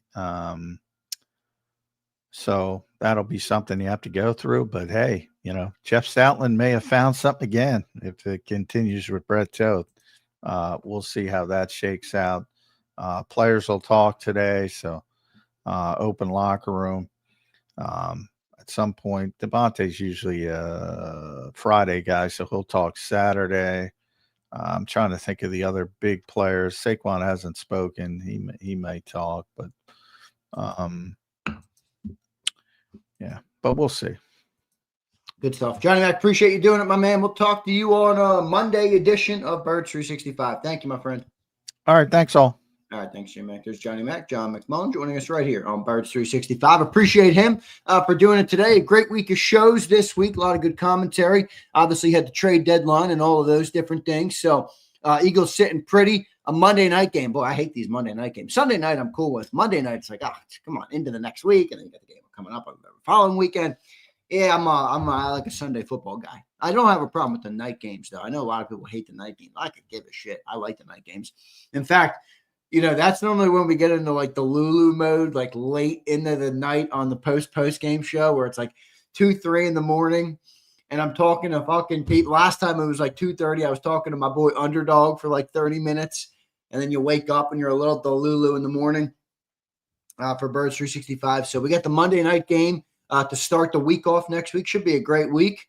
I want to thank everybody for being here, man. We've had a good week of shows. I do appreciate all you guys, man, hitting that like button for us and checking in all the contributions. I want to thank everybody for the super chats today. Roll Philly became a member. Roll, I saw your chat. Thank you, brother. I appreciate you. John Strasser became a member. John, appreciate you, my man. Alexander Harris, Dwayne, Vulnerable Vitality, Justo with a shitty comment, but we do appreciate the super. Sammy Livingston, thanks all you guys, man. I appreciate each and every one of you for being here today. If we grab a few more members, I'm thinking of doing a giveaway today. But I must be bought. Okay. This is not like a I'm doing a giveaway out of the goodness of my heart type of day. It's like if the chat wants to earn a giveaway, they can. If they don't, that's fine by me as well. By the way, I just saw my boy, Big Mike, fucking hating. All right. The last couple days, I took the hat off. I said, let me show these fools the versatility. Let me show these fools the versatility. All right. And I went no hat the last 2 days on the show. Big Mike goes, Jen, you got to keep the hat on. I'm like, come on, dude. I got a nice cut. You hating. There we go. There we go. A couple gifts. A couple gifted members in the morning. All right. Crowley says the versatility is there. Thank you, Crowley. Thank you, Crowley. Rich says, shout me out. Rich, shut your bitch ass up. How's that for a shout out? I'm just kidding, buddy. I love you. Motorscape Gary. What's up, Gary? Thank you, my brother. I appreciate it, man. Gifted 5 JAKIB memberships. Thank you, dude. Thank you, dude. Brandon Howard gifts 5 memberships. Thank you, Brandon. I appreciate you, brother. Look at you in the new profile picture. You're feeling yourself, aren't you, Brandon? You're like me after a fresh cut. All right? You're feeling yourself. Nah, you can't retire Dirty Air, man. Dirty Air is a legendary name. You're known in the JAKIB streets. You retiring Dirty Air on me? This dude, Bruce Banner's always got some shit to say. This dude, I love Bruce because he's a serial shit talker. It doesn't matter who he's about. It doesn't matter what it's about. He's going to take the contrarian shit talk approach. You got to love it. All right? Bruce, appreciate you, my man.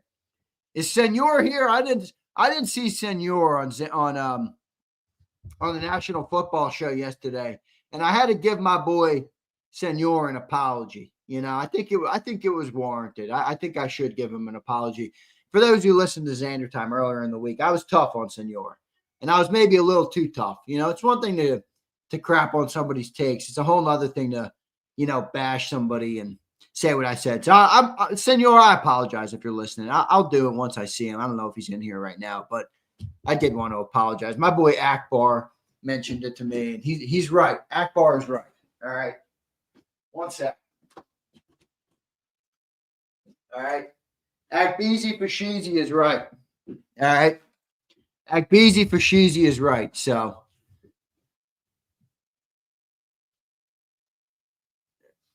wow, Z, way to kill. I think, geez, Hurts season. That's a tough one. All right. I don't want to go that far. I think I called him stupid. And Kilgore says, Xander, get your hat back on, bro. You're a hat guy for sure. Yeah, Kilgore, let me let you dictate what I wear. Thank you, Kilgore. Who the fuck is this guy? You know, the last thing I'll do in life is take advice from a bunch of stooges. And I love all you guys, but don't tell me what to wear. All right?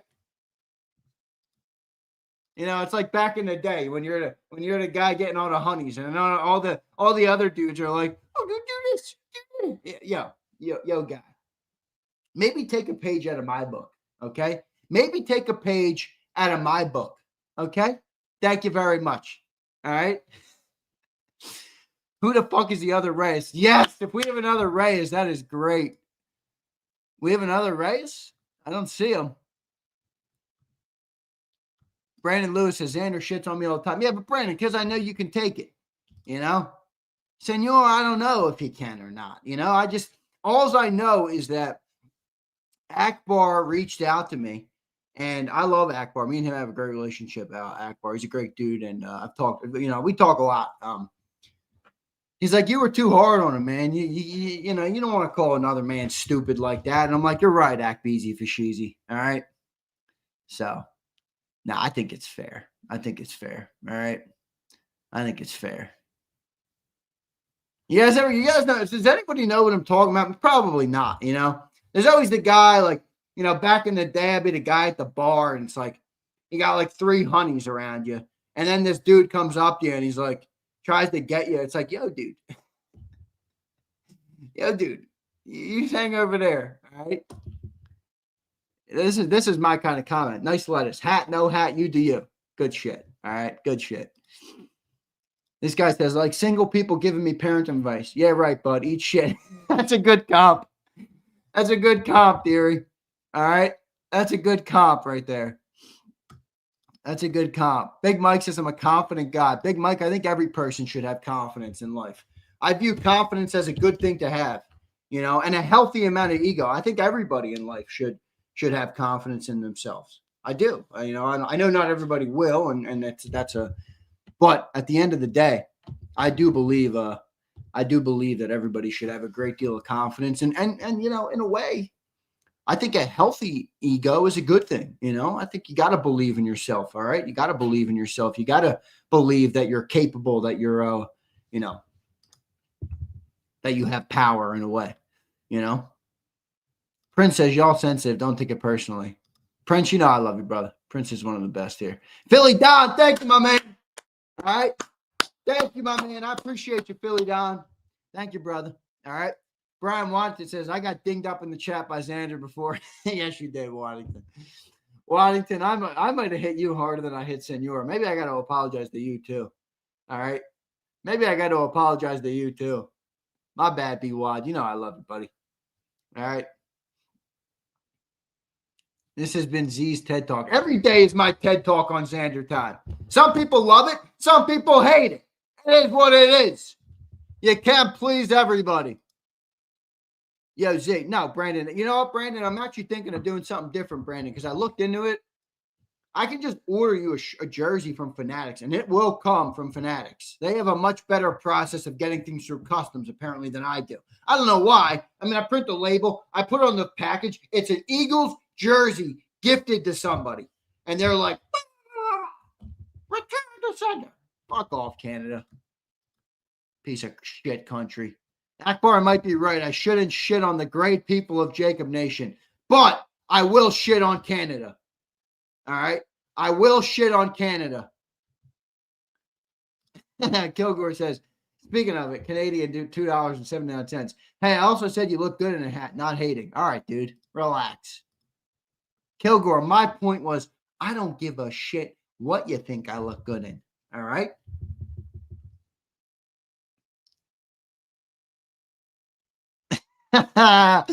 Vitality. Thank you for the big super chat at the start of the show, brother. I appreciate your sentiments on that.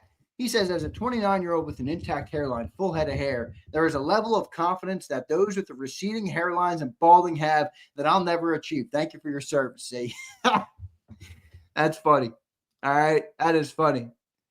Prince isn't happy with everybody giving me a little love. All right.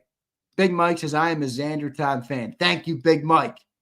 Thank you, Big Mike. Here's my boy, Low Eagle. Zan, what's good, bro? What's good, man? Hope you're doing well. We're going to annihilate Green Bay Monday and let them know what the green really means. Let's go. Love it, dude. All right. All right. Good stuff. You guys done flirting with Zander or what? Oh, Brucey's the guy in the bar. The classic guy in the bar analogy. That analogy never misses. I swear it never freaking misses. All right. There's some guys who are just in the middle with the honeys, and then there's the dudes clutching their pearls in the corner.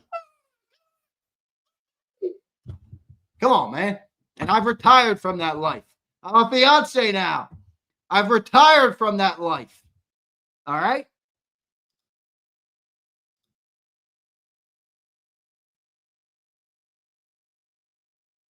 DJ says, I gave you your cigars and you told me you were the master behind putting football at 4 up on you. Yes, I was. I was everything about this YouTube channel in a way. I don't say that with arrogance, but, a lot of older people, they didn't know how to do YouTube. I'm like, we got to get on YouTube, folks.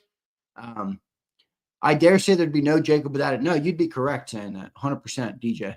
100%. For that, I will, let me show you guys this, all right? Look at all my hats over here. All these hats. I got hat galore. This is from my boy Slagger. All right, let me show you a great gift that I've gotten in my life, all right? This was a great gift from my brother, I believe. So this was from Slagger. Slagger went to the Super Bowl last year and sent me this. All right, from New Orleans. Shout out to Slagger. He sent me that. Appreciate you, Slag. Still got it. Now this here, speaking of cigars, DJ. This is what I call a nice ass humidor. Let me turn off my blur. All right. This is the masterful humidor. A Colibri. Look at this thing. Woo! See, I got my cigars in there. Look at this thing. This thing is no joke right here.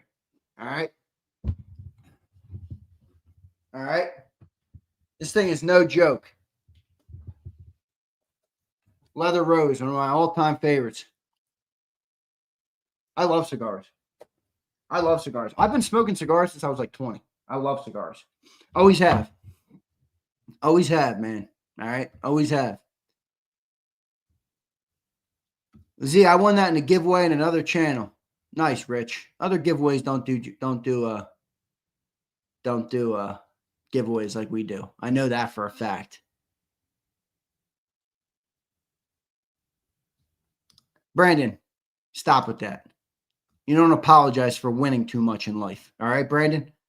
You don't apologize. Let me teach you a lesson today, Brandon. You don't apologize for winning. All right? Winners control the narrative in life, Brandon. Hey, Z, how many points is Lord Simpson putting on LSU? Wait, that game's not tonight. I thought it was Saturday night. Dude, tell me that game is tonight. Are you kidding me? No, it's tomorrow night. You got me all hyped for a Friday night Bama game. Come on, man. It's tomorrow night. It's tomorrow night, Tide. I think we're going to beat the shit out of them, though. Hopefully. We need to, Tide. We need to, dude. All right. You smoke black and I do not. But back in the day, I used to get the backwoods in college, empty them out, and you guys know the rest. You guys know the rest. If you do, you might. If you don't, you don't. It's all good. Backwood, empty it out, load that sucker up, twirl it up, boom. Too much information, Zander. You're on the air. Got it. How many cigar addictions do you think the Alabama football program is responsible for? That's pretty funny. Not mine. Not me, Vitality. Little backwood, empty that sucker out, load it up. Classic. Good times. All right. We got Illinois basketball. Frosty, I will not be joining you and watching that. Is there any good sports on that? Did the Sixers play tonight? Hopefully the Sixers play. Nah, tomorrow. Damn. So I got the Sixers game tomorrow and the Bama game. I'm gonna have to watch the Bama game. I'll go both though. I'll go double box. I'll go like phone. I'll watch Sixers on the phone and Bama on the TV or something. I don't know. I got a bunch of shit this weekend that I do not want to do. I hate to say it. Philly Don says, Big Z looking fire with the color combo this morning. I know. I didn't have a hat to match my color combo, so I just went with the blue. I went with the light blue. It is what it is. You can't win them all, Philly Don. You can't win them all. You can't win them all.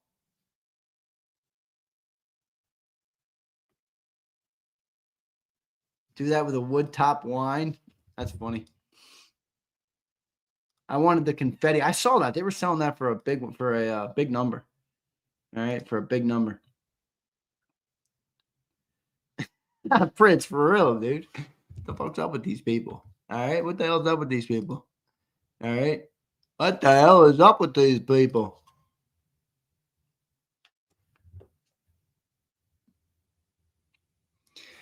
Yeah, on a real note, yesterday we ended Xander time early with the passing of Marshawn Nealand. I just wanted to say one thing on that, man. I feel blessed that I've never had to deal with that stuff. It's never affected me, God willing, to this point in my life. But I do have, I do just want to say, if you need help, man, just, do what you got to do.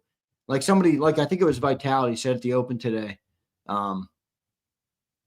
the world's a better place with y'all in it. All right. With all of you, everyone. So You know, you ever need to talk, you reach out to me. I always connect with all of our great community here on JAKIB Sports. So, you know, do good, be good, stay good, handle your business the best way you can, and hang in there, man. All right?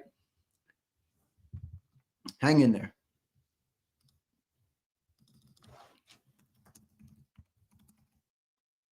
I always credit my mental resolve to my faith. You know, I know not everybody likes to talk about faith, but I do credit my mental resolve to my faith. I've always had a great mental game, I like to say, you know, and I don't say that with arrogance or anything like that, but, you know, put your faith in the Lord, understand that it's not all up to us. All right. Nothing in life is. It's not all up to us as much as we might want it to be, as much as somebody like me wants it to be. You know, I like to control my reality. I like to control my situation. I like to be in control of my surroundings. At the end of the day, you know, you don't always have it all. All right. So my faith in the Lord has always served me well in that regard. Zander, did you hear Chris say, Chris can't say he thinks the Bengals should take Hurts over Burrow number 1 overall if they could redo the 2020 draft? Who said that? Z, what are you doing today on this football Friday? What do you mean? I'm working my balls off all day just because it's Friday. What do you think?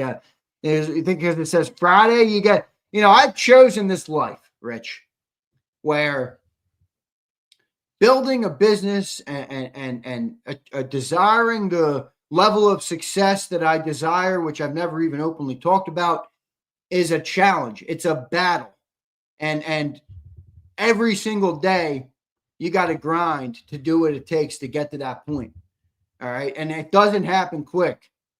You know, I got great respect for everybody that chose a different path, but part of my path is that you got to work your ass off and you got to have basically $0 to your name, you know, for much of it. That's the nature of the beast. All right. I love it though. I really do love it. I saw this great advice the other day from this big dude, this rich dude. All right. Real rich. I'm talking like a billionaire. And he was talking to a guy who's 47 years old and a very successful entrepreneur at 47. But when you're an entrepreneur, there's just like this natural thing of like, you look to the person who's doing better than you, and then you're like, I'm not doing enough, because I do that every day. I swear to God, I do it every day. I'm like, well, I got to do more. I'm not doing enough. I'm not doing better. I'm not operating at the level I need to be operating at. I'm constantly my toughest critic. So I understand people who criticize me. It's okay. Believe me, I've criticized me in the same way you have, to a much tougher degree. But the guy who was a billionaire said to the guy who was a millionaire who's 47, he said, how old are you? And the guy who's 47 says, I'm 47 years old. And the guy looked at him, the billionaire, and he says, you understand how early you are? And I don't say that to say like life is long, because it's not. But when you're like building a business, I'm like an infant, man, 27 years old right now. You know, most billionaires don't achieve it till they're 68, I think the average age is. And I don't even have those type of desires. But, you know, obviously when you build a business and you have a fiance and you want to have a family, you want to have a lot of kids, you got to reach a level of success that can manage that life, that can take care of that life. And I got a long way to go. Right, I got a long way to go. The one thing I will say is I love what I do. I love the process of what I do. I love the community that we have on JAKIB Sports, and I love to work. So many people don't understand that, which is okay. I'm not expecting everybody to be like me, but like even my fiance and like her family, like they don't understand how much I like to work. Like I love working. I work morning, noon, and night every single day, and I love to do it. It doesn't bother me at all. In fact, I prefer to be working over most things. Some would call me, I guess, a workaholic. I don't know, whatever it is, man. I own the business. I'm responsible for the success or the failure of that business. I'm responsible for the paychecks of the people who work here, you know? So I take that responsibility very seriously. Curtis says Z can be aggressive. I've always been aggressive, Curtis. Sometimes it catches people off guard. You know, how you doing, Z? How the fuck you think I'm doing? I'm busy. I got shit to do. It's a great comment right there. Sounds like me, Curtis. You know, I like to be unapologetically myself. It is what it is. It will not be for everybody, and I'm perfectly okay with that. All right. I don't want to be for everybody. All right. I don't want to be for everybody. DJ, appreciate you, man. Make sure I got all my chats. Look at Philly Don taking a shot. Look at Philly Don. Although Philly Don, I will say that lid you got, it does look real good. All right. All right. It looks real good, the JAKIB lid on you. All right. It does look real good. I was talking to my brother about this too. You know, my brother's doing big things. He was over in Singapore last week, you know, talking with some investors and things of that nature. My brother's playing the big game, but you know, it's similar in a sense of it's the same shit. You know, he chose an entrepreneurial life where he's got a wife, he's got a daughter now. You know, you got to take care of them. You got to balance that while also balancing, you know, building the business and what that takes. It's a fun life, but it's not for everybody. And I don't say it with arrogance. I just mean it's just like I couldn't do a lot of what you guys do. All right, we're going to do a giveaway today for sure, but what we're not going to do is we're not going to do it at 10:24. Wild Bear says, you got a good heart. Say thanks, Wild Bear. I was trying to keep you know, I do want the best for everybody in life, Wild Bear. I can honestly say that I want the best for everybody. But where maybe I need to be better and my heart goes sour is I don't like people who wrong me. You know, and I've had some people wrong me recently, and they're supposed to be close to me, and like, how do you turn that off now? Like, I can't unsee that. I can't unhear that. I can't unthink those things. I know what I know now. Now I'm supposed to just act like everything is good, everything is normal, everything is sweet. I can't be fake. You know, it's one of the things I always say. I've never been a liar in my life. I cannot lie. My lack of lying gets me into trouble. It always has. Now I got to put on a face around people? Nah, man. No, I can't do that. I can't do that. Xander X, that's hilarious. Xander Luther King. Come on, man. Am I preaching that much? Prince, don't say it to me twice, dude.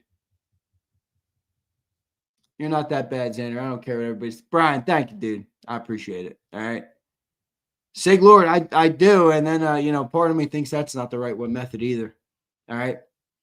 I agree, Andrew. It's a good thing to do. All right. Big Mike, I've been preaching this message since I was born. I'm telling you right now, I am not the guy that you have to worry about this message getting across to. All right.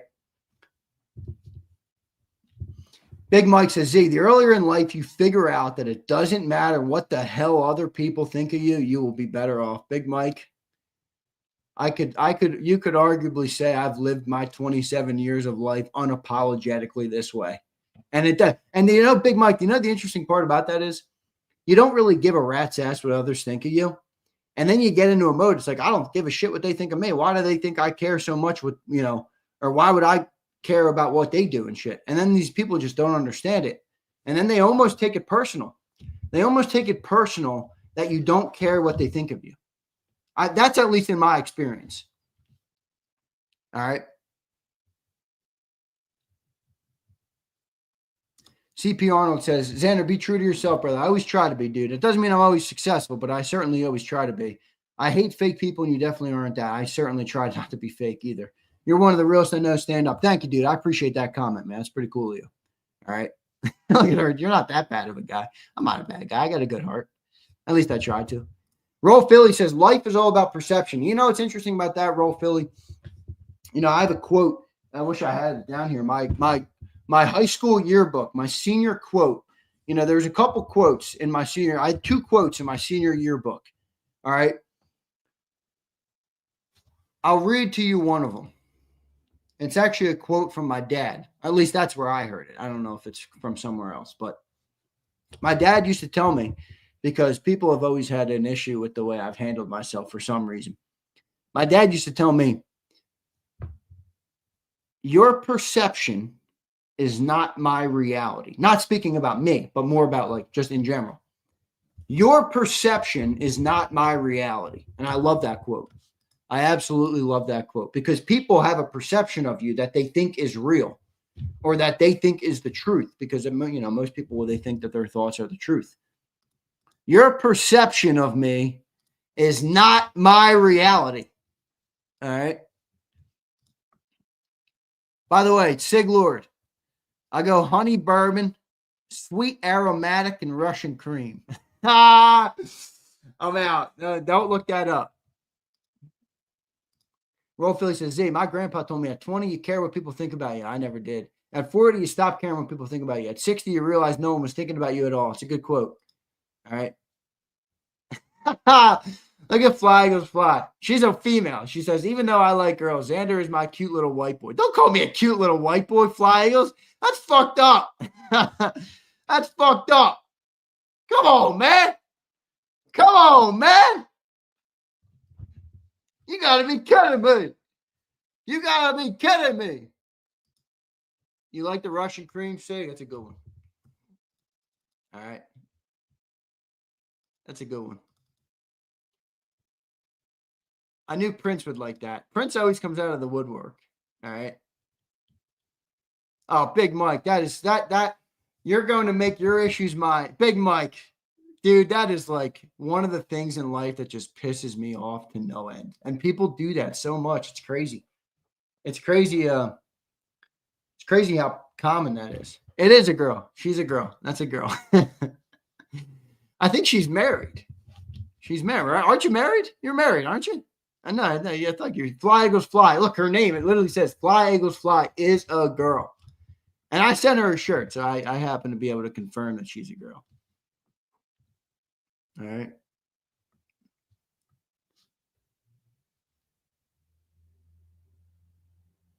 Three things cannot be long hidden: the sun, the moon, and the truth. I love that. That's great. That's a good one, Rich. I like that one. That's a good one. That's a good one. By the way,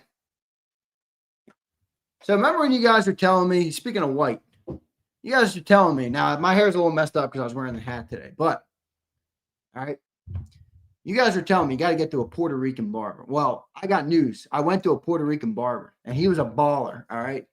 So I'm going to go to him from now on. Now, my hair is going. It's going soon, okay?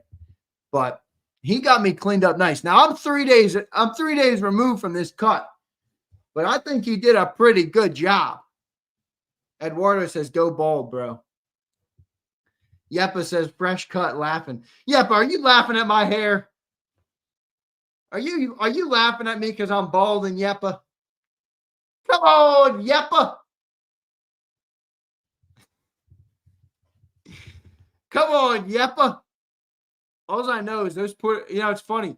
I was in the barbershop. And there's three of them. It's just a little barbershop. It's dope. Three of them, and they're all Puerto Ricans. So I'm in there, and I'm like, man, I'm on YouTube. So they all subscribe to the YouTube. I don't know if they're listening, but they all subscribe to the YouTube channel. And I'm talking to the barbers, and I'm like, so I was talking to the great people that are on my channel every day. And they've been telling me for months, I got to get away from the white barber. I got to get to a Puerto Rican or a black barber. And here I am at a Puerto Rican barber. And they all started cracking up. They said, Puerto Ricans are different, bro. Puerto Ricans are different. I'm like, I know y'all are, man. I used to work with a bunch of Puerto Ricans when I worked in the restaurant business. All the chefs, man, were all Puerto Rican. And I was their homie because I used to come in. A little piece of advice if you work in the restaurant business. All right. The only people you got to become friends with in the restaurants are not the waiters, not the waitresses, not the managers, not the step. It's the chefs. It's the chefs and the guys in the kitchen. So I used to come in and I would bring them in Red Bulls, when I worked the night shift. I would bring in the Red Bulls for the guys in the kitchen. And they fucking loved the Red Bulls. And then whenever I needed food, they always had a plate for me. Always had a plate for me. All right. Spurger King says, Zander, go to a black barber. With what they got to deal with, your balding Blanco ass will be a sight for sore eyes. What is that even supposed to mean, Spurger? I don't even know what you're trying to say there, dude. I don't even know what you're trying to say there. Still a pretty funny comment, though. Yeah, they do. They like more than Red Bulls, but the least I could provide was a Red Bull. The big ones, too. I didn't come in with the little fucking 8-ouncers. Nobody wants an 8-ounce Red Bull. All right? Nobody wants an 8-ounce Red Bull. Is it weird that as a straight man, I go to a hair salon? I don't think it's weird. I just think you're a white guy. I think a lot of white guys do that, Andrew. I assume you're a white guy. I think a lot of white guys do that. All right. Am I wrong? I think it's a white guy thing. Yeah, I got you, Prince. I know. I got you. I'm telling you, I didn't even see the problem is I didn't even know what to tell the guy. I'm like, I don't know what you want to give me. I just need to look clean on the sides and clean up the beard. And I think he did a good job. I think he did a good fucking job. All right. My fiance loved it. She was loving it. All right. She was absolutely loving it.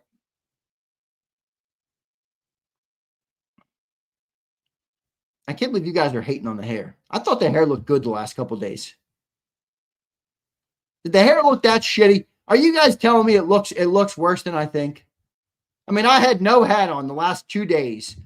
A lot of you had an aneurysm, and a lot of you diddlers are trying to tell another man how to wear his hair. But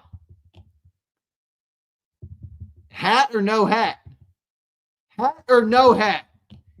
HKP, I'm always feeling myself in a way, dude. Not, whoa, pause, no Diddy. Not like that. Not like that.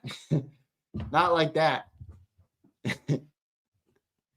All right, Hurt season. That's a diddler comment. Tony says no hat. Yeah, Roll Phil, we talked about it a little bit ago, man. Yeah, that was a big pause. That was a big pause. Twiz says, don't give a fuck. No, yeah, Twiz, you used to chirp the hats. Shut up, Twiz. No hat, bro. No Diddy. Prince, you don't have to say no Diddy. Always. All right? We know. It's okay, bro. Z need a mask. I never wore a mask. That was another rule I used to always break, and people got so mad at me for it. People got so mad at me for it. Philly Dom, when I go bald, I'm going back to the backwards Kango probably every day. Probably every day. All right. Let's go backwards Kango. I don't even know if you can pause out of that one. Well, good thing I don't need to pause out of it. Oh!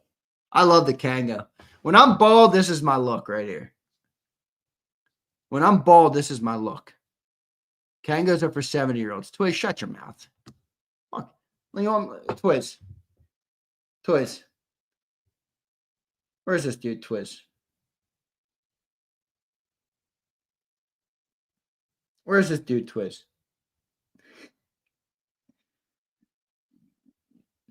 Where is this guy, Twiz?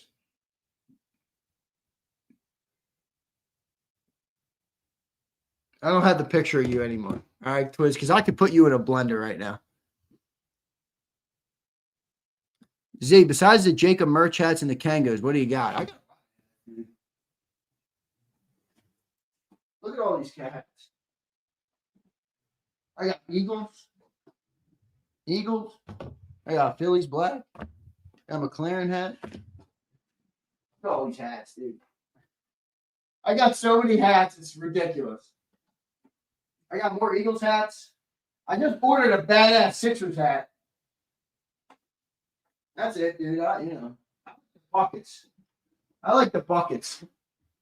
I like the buckets because it pisses people off. All right? I like the buckets. This hat is fucking fire. Are you kidding me? Yeah. Where's my boy HKP? Yeah, you thought I was feeling myself before. Are you kidding me? The Sixers hat didn't come yet, Rich.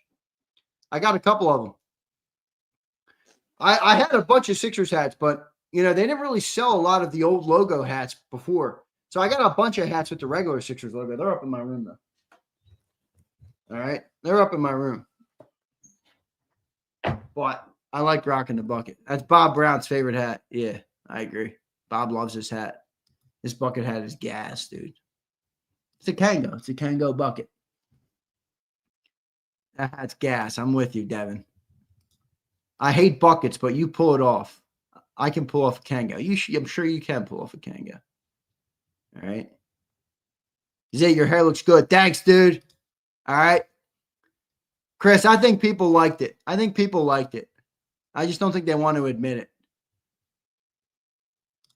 Philly Tide says, Kangos are fire. Me and Z are the same age. Philly Tide, that's because you're a Tide guy. You get it.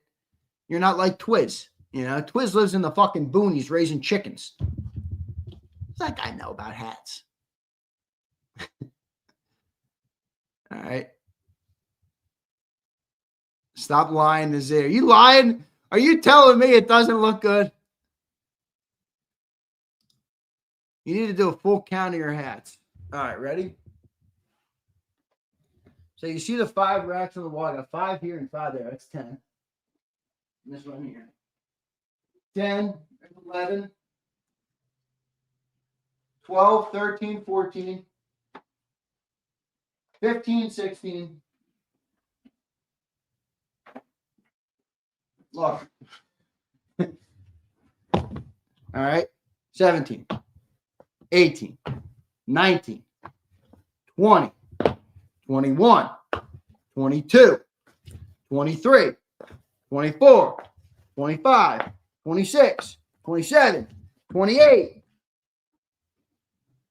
29, 30.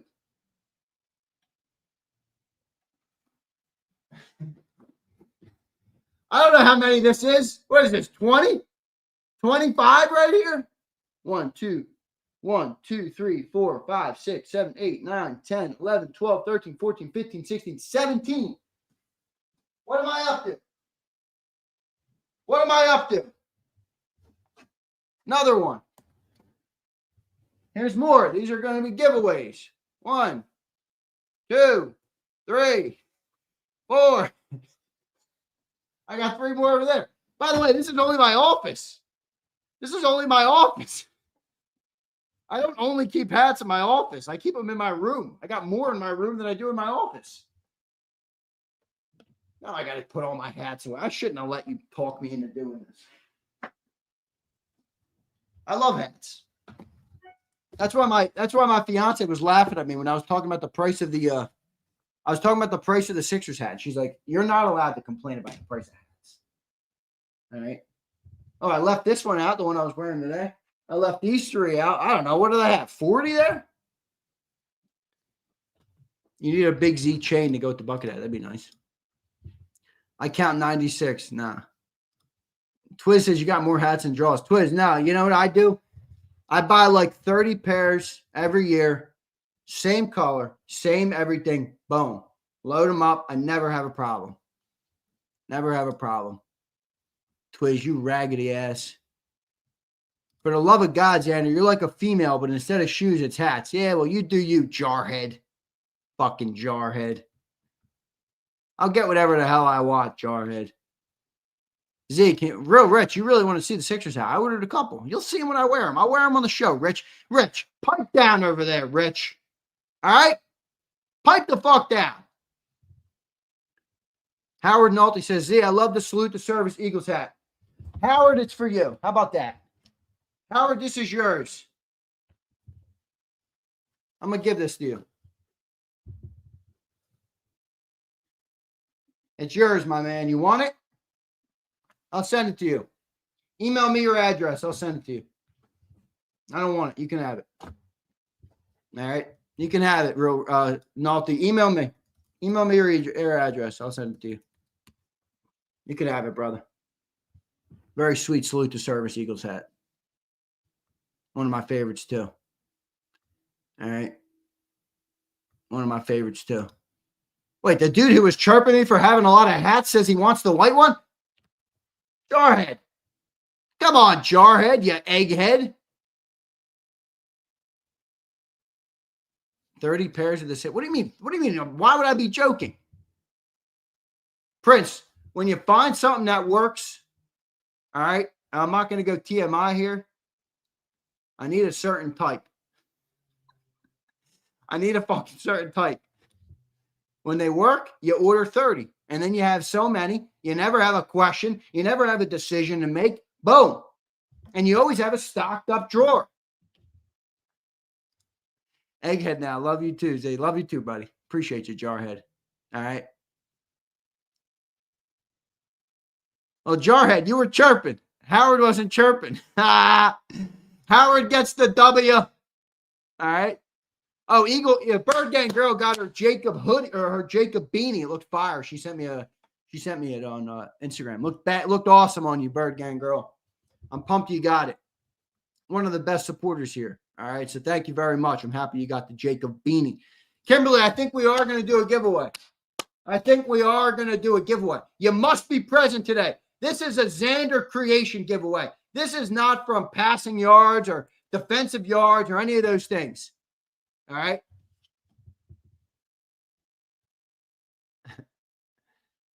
Nah, not that, Twiz.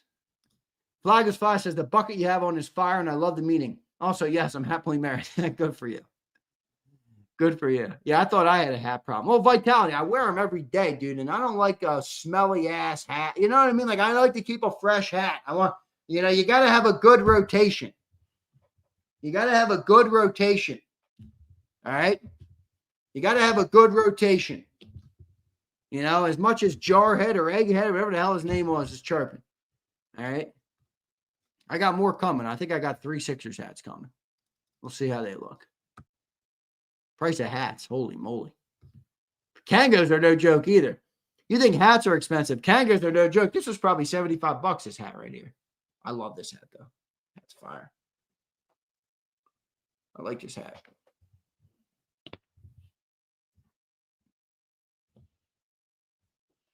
Nah, bucket. I think the bucket for the day is the better move. This bucket is badass. Philly says, I'll take one. Philly, I only give away shit to members, unfortunately for you. All right. Later for the 500-mile oil change hats. What's going on with work? And I, too, am at work, but at least it's Friday. Yeah, good stuff, ZM. I may be Canadian, but thank you to the U.S. military filled with brave warriors who protect us all. Yeah, you can say that again, Tyler. Why are you Canadian? All right. Why are you Canadian? That's my question for you.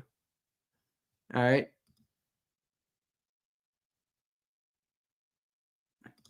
Yeah, Rich, that's definitely one. I told you that's what I was ordering, Rich. So that doesn't make you smart to guess that. All right. That doesn't make you smart. I said that on the show. I want the all black with the original Sixer logo. No, I did get a couple though. I got a couple dope ones. All right.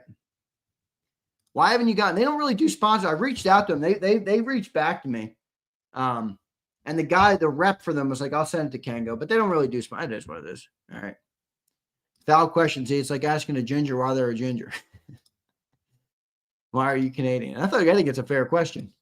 Here's Jarhead. What up, Jarhead? Not to be confused with Egghead. All craziness aside, Zay, love your swag, brother. You deliver great content alongside your dad. I'm proud to support your channel as a Legend member. Thank you, dude. I honestly didn't realize you were a Legend member. If I knew you were a Legend member, I might not have called you an Egghead. All right? I might not have called you an Egghead. Where's my boy Jason 18? He loves the signature clap. 18 loves the signature clap.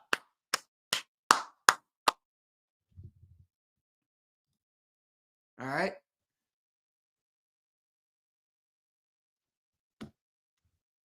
You need a Waynesboro. I don't think I've ever watched that, Spurger. Isn't that a goofy movie with that goofy dude who acts weird? I've never been into shit like that.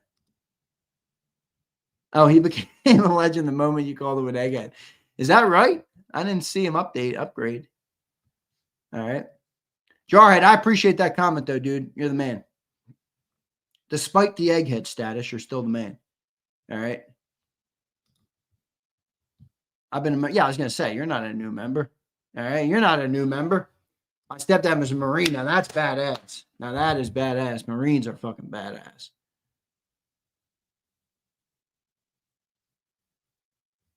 But, all right, we're going to do a giveaway. What should we do? How should we do the giveaway? What do we want? All right. Let me write down Howard. Howard, I don't want to forget that I told you I'm going to give you that hat.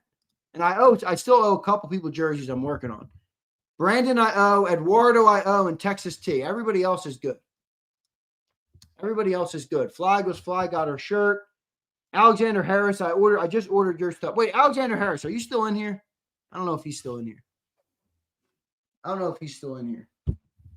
Bird Gang Girl got her hat, got her beanie. Philly Don, I think, got his hat. I think Pin got his merch. I think everybody is up to date except for Texas T, Eduardo Reza, and Brandon Howard. Howard Nolte, I'm sending the salute to service hat. Let me write that down. We're up to 30 giveaways so far this year. Salute to service hat. And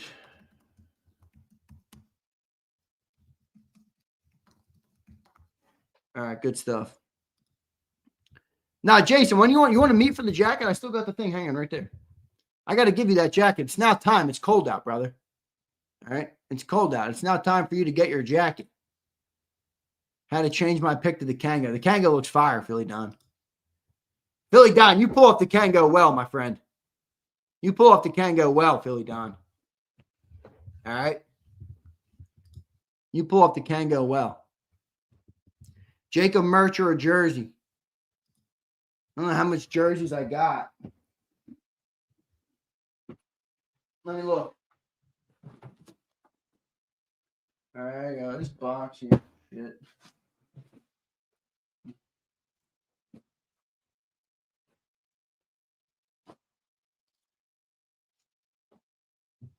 I got this JAKIB Nation tee. This is unworn. I need to lift that up higher, though. It's like too low. JAKIB Nation. I like when I put the logo on the side. I got to do this for all the shirts. The logo on the side is dope. Oh, by the way, I got to update you guys on something. All right? You guys have become used to seeing Jacob looks a certain way in terms of like thumbnails and stuff. So starting Monday, I've hired a graphic designer to help me with some of the branding on the channel, thumbnail design, and I want everything to kind of match one style that looks like Jacob over and over again. So if you see a different looking thumbnail, if you have feedback, I'm always open to feedback. I love to hear from the great people of what the consumers like to see and watch. So I'm working on a little bit of a rebranding. All right. Not the Jacob logo, but like the graphics for Birds 365. These. I want to change that around. I want to change the thumbnails around. My thumbnails suck. I got to improve all that stuff. So starting Monday, I'm having someone come on board. They start Monday. I'm looking forward to it.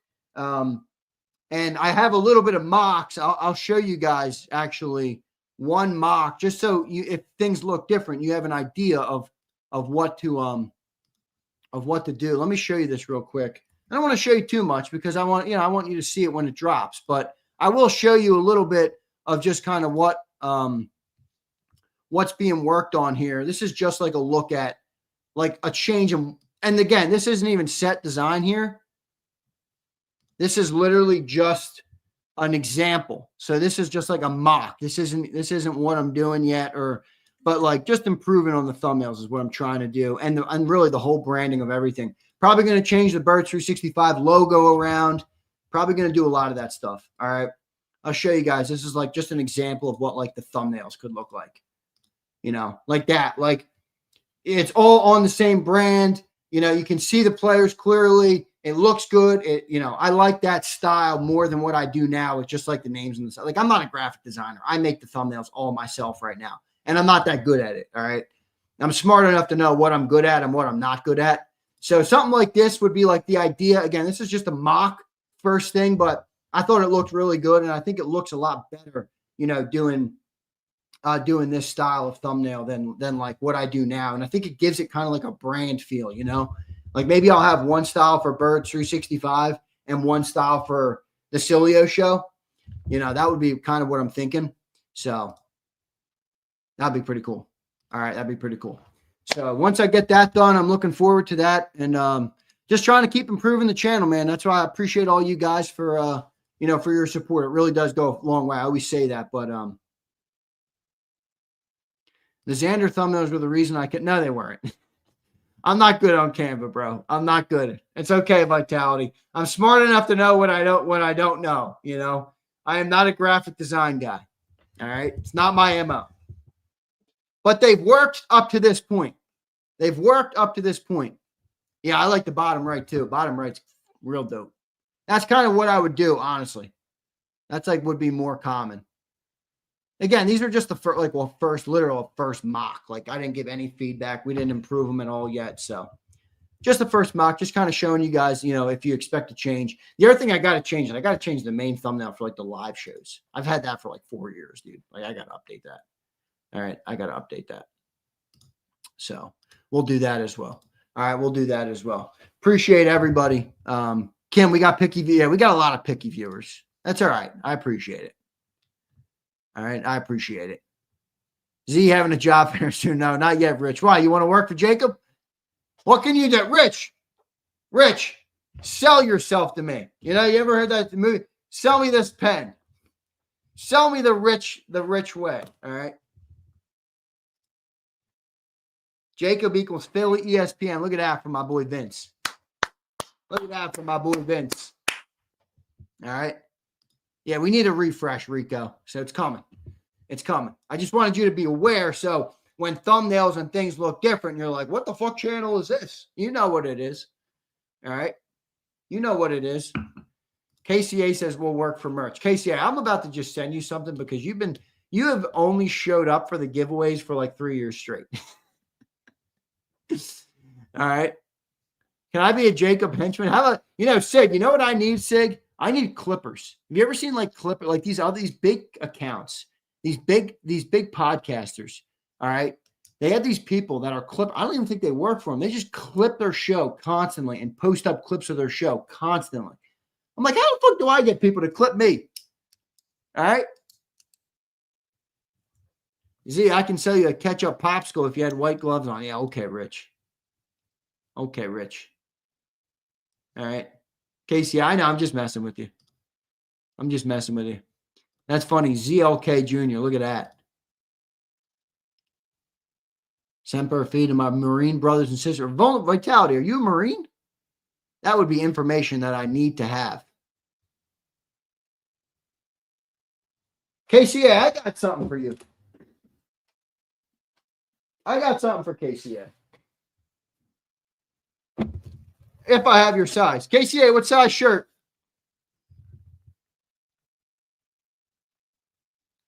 KCA, what size shirt?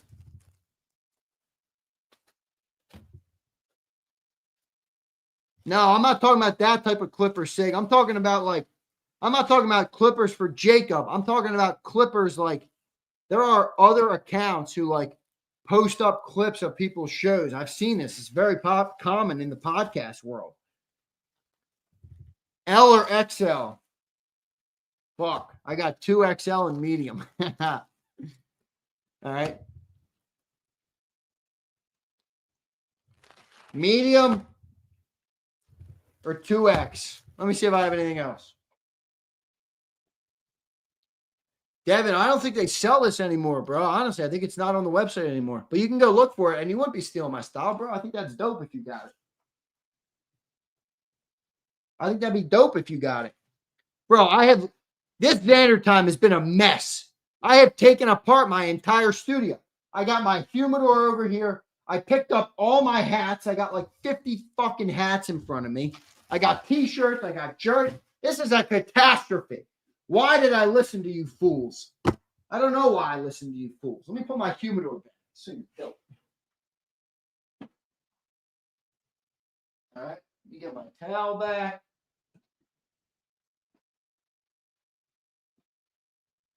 Okay. That's badass. Check this out. You guys will like this. Fucking rug, man.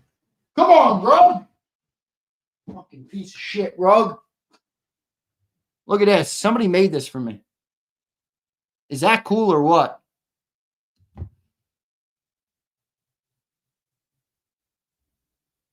Look at this. I knew you guys would like this.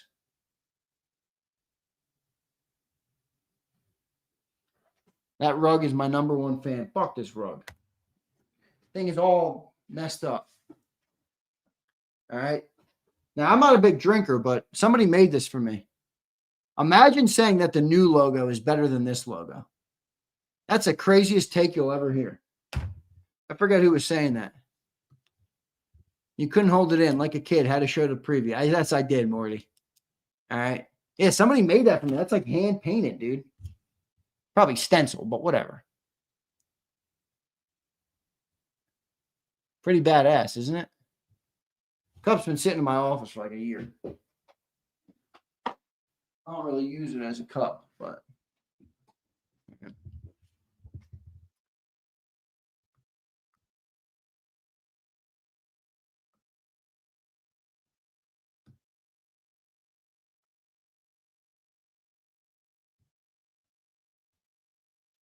Wow, Vitality says, yes, sir, did 8 years in the Marine Corps. Vitality, that is legendary, dude.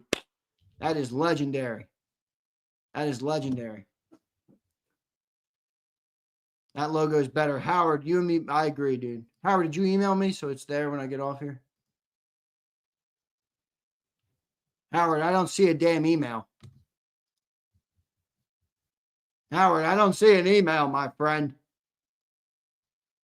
I drink some Woodford Double Oak Barrel. Yeah, me too. I'm not a big drinker, but. Yeah, I've seen Clippers clipping Clippers. Someone buy that man some crowns on me. What do you mean crowns? Why the fuck do I need crowns? Zander time is unhinged today. My office is literally destroyed. 1 second.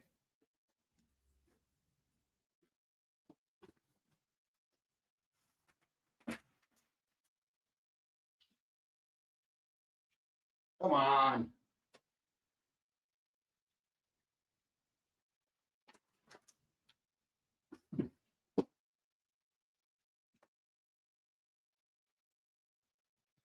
Oh, crowns for the Marine. Got it. Not for me.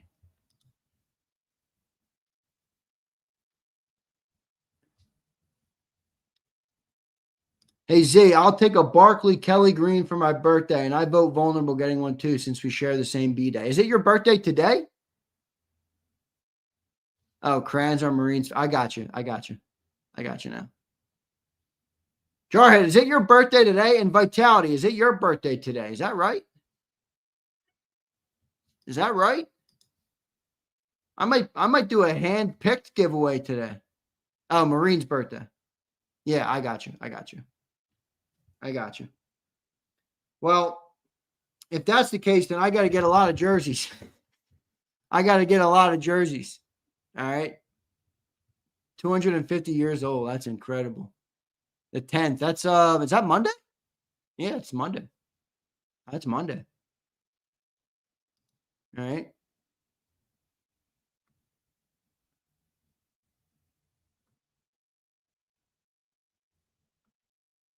November 10th. That's Monday. Well, let me see. What size jersey are you, Jarhead? I don't know what I got here. I still got to get rid of a lot of these jerseys. I mean, I got 2 small Jalen Carter. We already talked about this.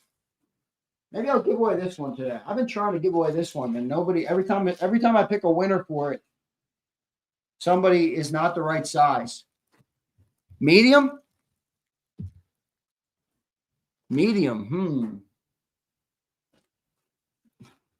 Trotter Jr. I'm like, bro, nobody wants Trotter Jr. Sorry, but nobody does.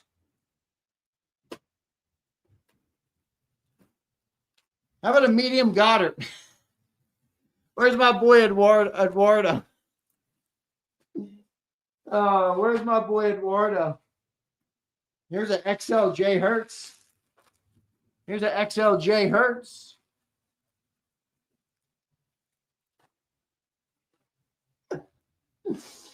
Eduardo. Fuck you, Eduardo. Eduardo, you're on my shit list.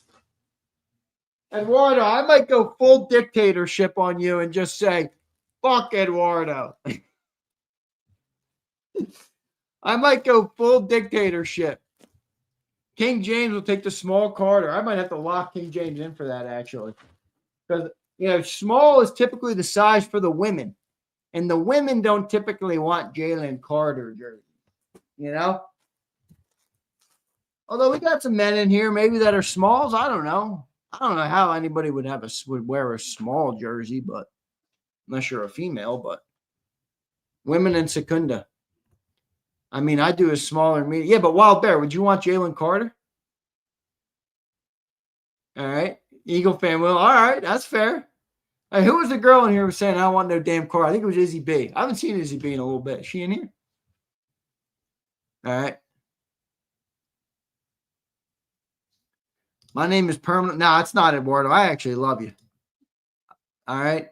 Your name's not on the shit list for life.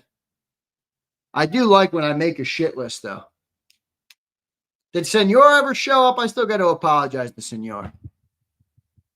All right. Oh, Howard, I got your email. Thank you. Who's today's shit list? Who's today's shit list? Let's write it on my whiteboard. Shit list. Feels good to be back in the studio, by the way. You can't have good Zander times when you're not in the studio. I'm back in the studio. A great shit list day. A great Zander time day. A lot of good things going on. Start with me every day. Say, no, Rich, you're not on my shit list today. There's actually not many on my shit list today. I think it's been a relatively good show. I don't think there's any on my shit list today. Sean, you're not on my shit list. I like you, Sean. You got good comments. I think you're a good supporter here. Who doesn't like Jay Carter? I just think he's a dick, and people don't like that. He's a jerk. And, Izzy B was like, I don't want him. He spit on Dak. Little Mike, nah. Big Mike's not on the shit list today. Senor, nah. Senor's not on my shit list. My last name is Carter, effing fire. Kirsten, I might have to send you that. Do you sell the jersey? I don't sell them, Andrew. What do I look like? The corner store? What do I look like, Andrew? A jersey salesman or a content guy? Shampoo is on Xander's shit list. Wrong. My hair is clean. Twiz, shut your mouth. Shut your mouth, Twiz.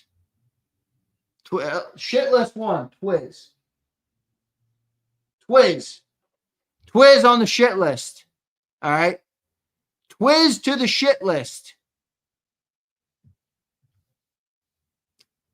A good hairline is on the Wild Bear. The hairline isn't on the shit list. Now you're on the fucking shit list, Wild Bear.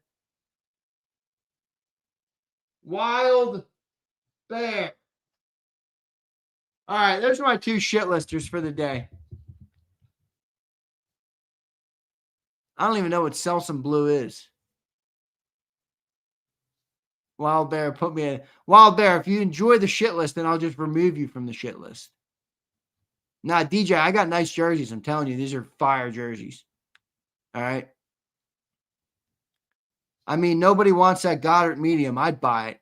Andrew, if nobody gets it, I'll give it to you at the end of the year. I'll write it up here. Goddard for Andrew. If by week 14 it's not given away, Andrew, I'll give it to you, okay? You'll be the giveaway that week. Goddard medium. I'm writing it on my whiteboard. Andrew Dirk. Boom. If by week 14 it's not given away, it's yours. Okay? All right?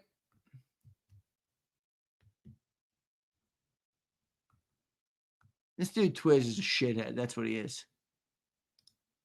Xander, send the Dallas one to me. My wife will love it. Why?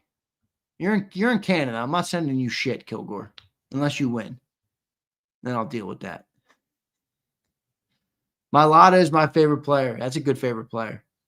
Big Z, the Rogaine. I'd never use Rogaine. There's this thing I saw out there that if you use like this bullshit hair stuff, which I would never use, I don't give a shit. But there's this thing out there. If you use this hair stuff, it kills your testosterone apparently. All right. It kills your testosterone. Yeah. No, thank you.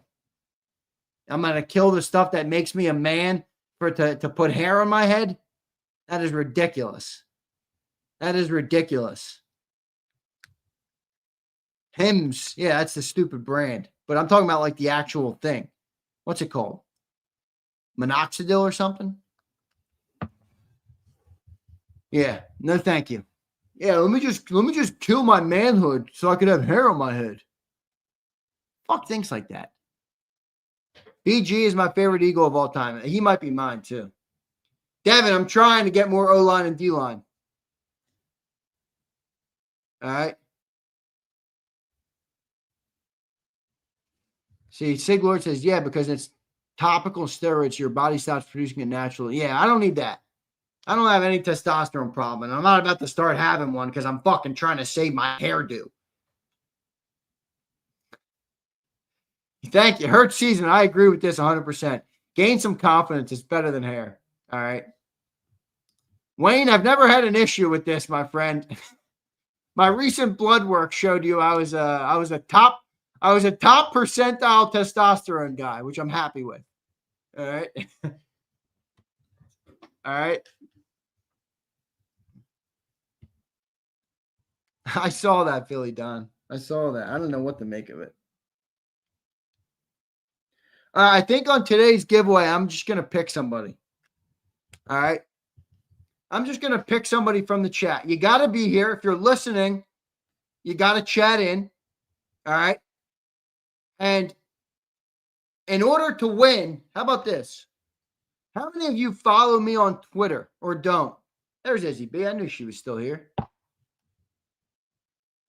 How many of you follow me on Twitter?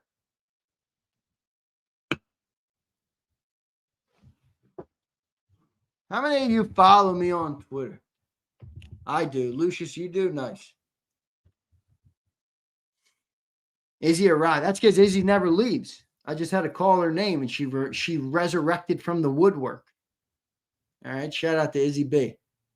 She's a good supporter of ours. Billy Don says, I find Billy Don. Yes, you do. All right, good. I was going to say, like, got to follow me on X or something, but that's probably lame. All right, I'm going to pick a winner today. I got a couple names in mind, but I can be convinced. I can be convinced. All right? I can be convinced.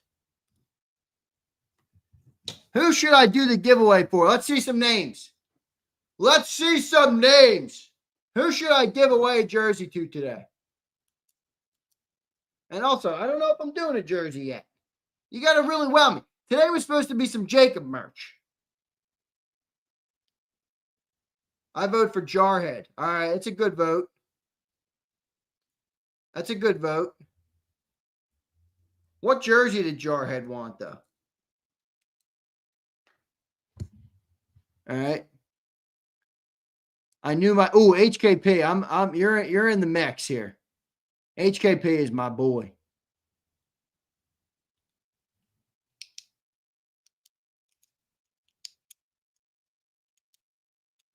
All the people that showed up on live with you last week. What do you mean? On the post game show?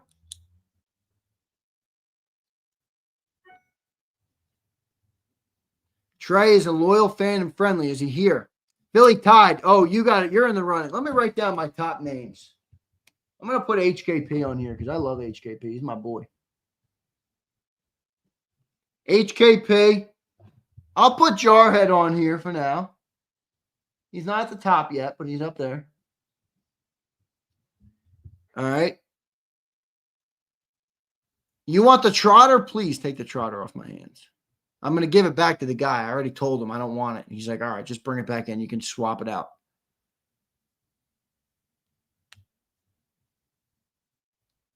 Izzy B just membered up. Thanks, Izzy B. I appreciate you.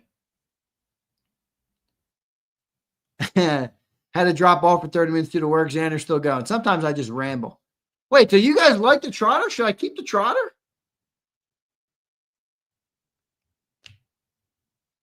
Izzy B, thanks for becoming a member. I appreciate that. Jarhead with the super today.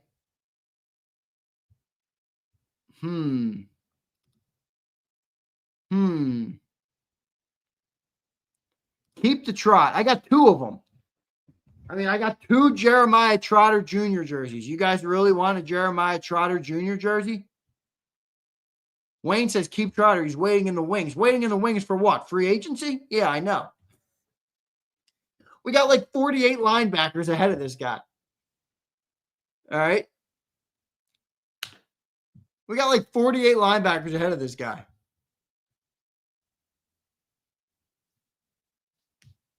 All right. Do I have a 2XL? I think I do. XL. I think I do. I got to look, man.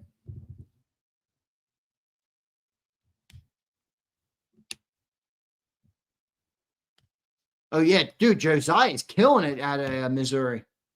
Josiah is having a good season for you guys, Vitality. All right. No Trotter, done and dusted. Kimberly, you like my slogan, don't you? Done and dusted. Done and dusted. It's a little football Friday, and we got no game this weekend. So we're having a little fun here on Zander Time. We're running a little long. But I haven't been in my studio. Izzy B says, you got my J. Are you an XL, Izzy B? If you're an XL, I got it for you. If not, you're getting a Jalen Carter. Best I can do. Izzy B, XL for Jalen Hurts, done and dusted. Small, Jalen Carter is yours. Just kidding. You got to win it. Kirsten and Izzy B. Oh, Lucius, I wonder what you're doing there. You picked the two females.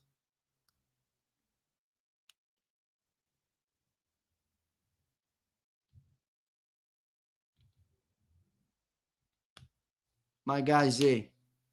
I don't know what you mean by the Cash App or Apple Pay. What do you want? My Cash App? I don't have a Cash App. I got Apple Pay. I think that's how my guy Vitality paid up his bet when he lost to Alabama.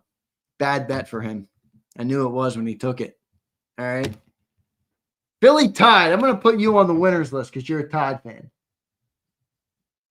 Doesn't mean you're guaranteed to win. It just means you're on there for right now. Oh, ZM, I'll get you it. My sister Matt made him, I think. Would love to yell at Sills. Mto Freehands wants to go on Sills' show. Yeah, Hurts season. We got a simp.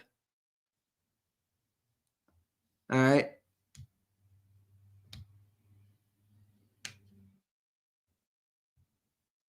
I better be on this. Izzy B, you're not on the list. Not at all. Jarhead is a legend. I think, one second.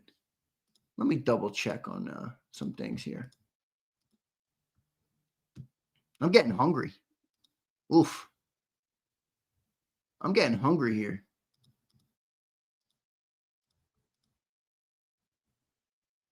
Yeah. Howard Nolte's a legend, so he got the hat. I'm happy he got the hat.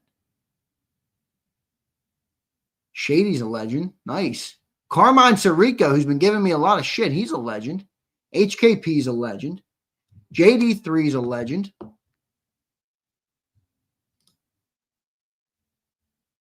Jason A-Team is still the longest standing legend member. Thank you, A-Team. I got to give you that jersey. All right.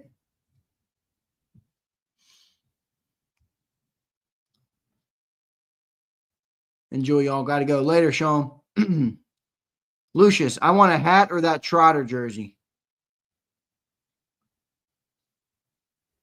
Hey, Z, Vets Day is Tuesday. I'm leaning toward my boy Jarhead right now because of Vets Day coming up. All right. Humpty's Dumplings. I've been eating so many dumplings. Make sure you guys go buy some Humpty's Dumplings. Yes, they did. No, LaSalle won, bud. LaSalle beat the shit out of them. Embarrassing, bud. LaSalle won. The people are speaking. Wild Bear, what are they speaking? I'm missing some of these comments.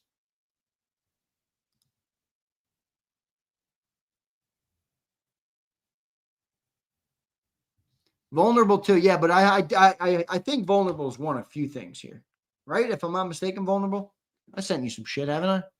I don't know. I've sent a lot of shit out, you know. Put the few. That's a good idea, Siglord. All right, I got Philly Tide. I got Jarhead. I got HKP. I want to get to at least five people.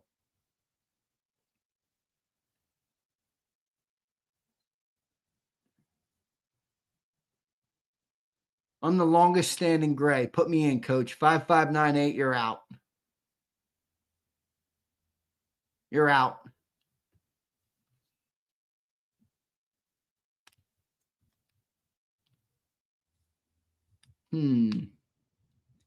Philly Tide, you might be on the outside looking in here, my friend.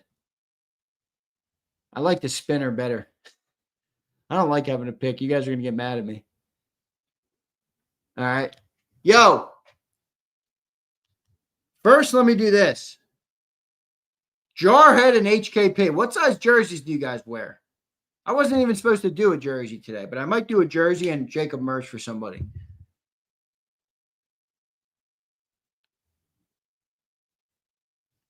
What size jerseys are we rocking here?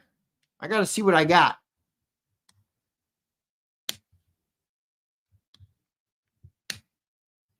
Medium? All right, I got medium. Both medium. Holy shit. That's an XL. It's no good. That's a small. Here's Izzy B's, Jalen Carter. Small. Small. Another Carter small. Why? Why do I have two Carter smalls? 26. Barkley, XL. No good. Hurts, XL. No good. Brandon Howard's jersey. That's Koopa Shiesty. That's over there. Here's a medium. Got her. Uh-oh, Andrew Dirk. Your medium got it. Might be on the out. Trotter, medium. Trotter, small.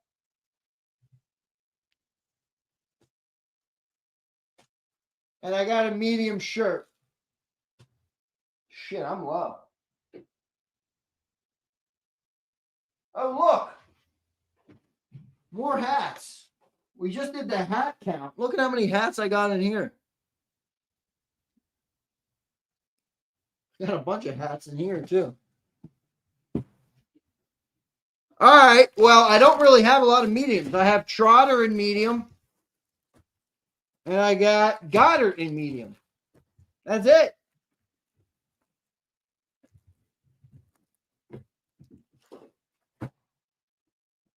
What about the big guys?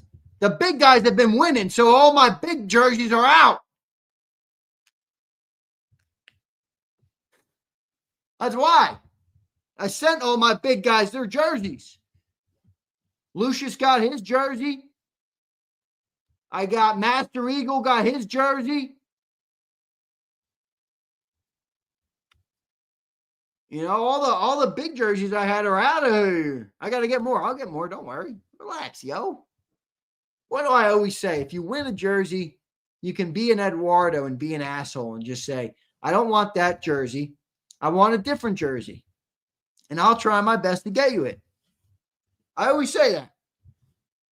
Yo, Master Eagle, didn't you just win a jersey? What the fuck you bitching at? Didn't you just get a fucking jersey? Didn't I literally just send you a jersey, Master Eagle? Didn't you get an XL Smitty jersey? Am I wrong? Master Eagle, am I wrong?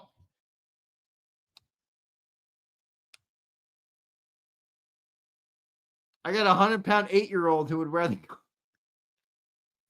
Master Eagle says, I'm about to win again. All right, Master Eagle, that's fine, but I know you just got one.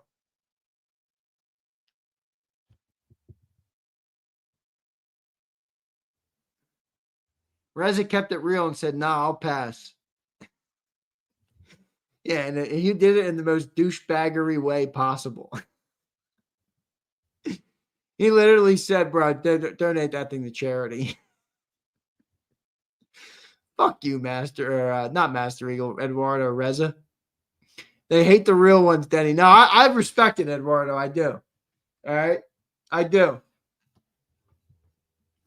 All right, I'm going to do this. Jarhead, what jersey you want?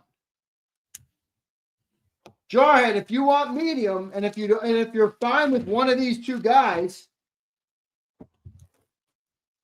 Dallas Goedert and Trotter.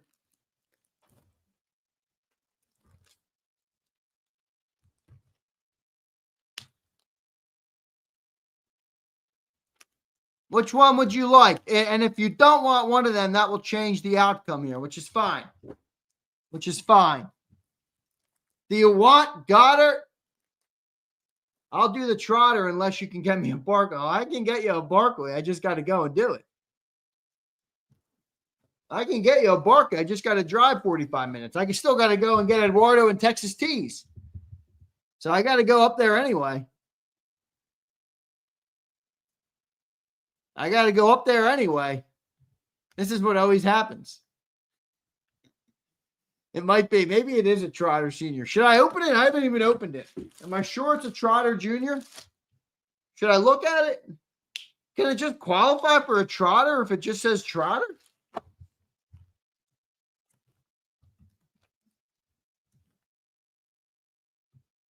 I mean, can it kind of just be a Trotter? Did Trotter Sr. ever wear Kelly Green or no? He did, right? No, he didn't. Did they ever wear Kelly Green then or no? They didn't, right? So it really wouldn't pass as a Trotter Sr. Let's look at it. Let's look at it. Okay.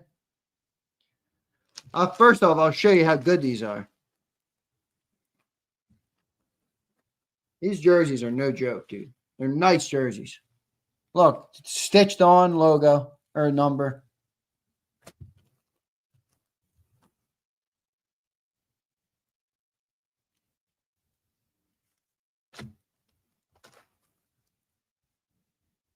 All right, let's look. I don't want to undo it crazy. Damn, these are nice, bro. It says Junior on the back. It says Trotter Junior on the back. I'll see if I can show you without fucking up the fold. The fold is perfect, and I don't do laundry, so I'm not a big folder guy. Like I don't fold clothes real well. It's like, the women in my life typically do that for me. So I'm not like a fold clothing guy. So I might, if I open it all the way, I'm gonna fuck it up. Let's see if you can see down there though.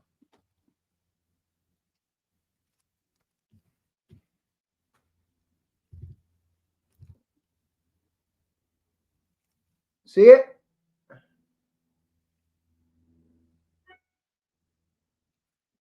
Bro, imagine saying these are nice ass jerseys.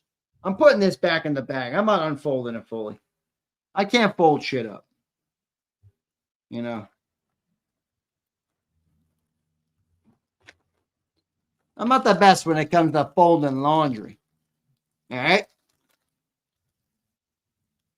I do the work. I make the money. That's what I do. Laundry and cooking is not my thing. Incoming all the goons. Oh my God, Jan, you're like a child. You don't cook and do your own laundry.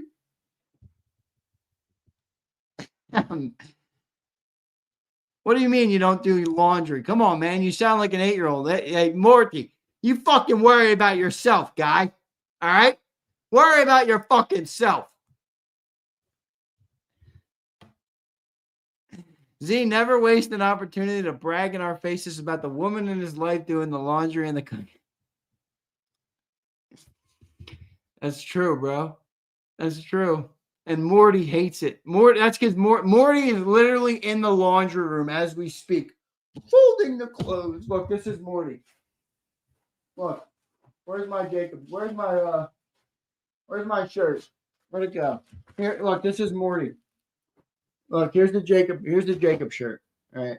This is Morty right now, as we speak, in the laundry room. Fold it up. Woo! Yeah, baby. Put that in the cute little drawer. Okay. I got my clothes ready to wear. Watch this fold game, folks. Fold it up like this. Nope. This is why I don't do this shit. Fold it up like this. Oh, see, it came apart at the bottom. How do you do this shit, dude? All right, there you go. There you go. Boom. Oh, yeah. That is what I call a perfect fold. A perfect freaking fold, baby.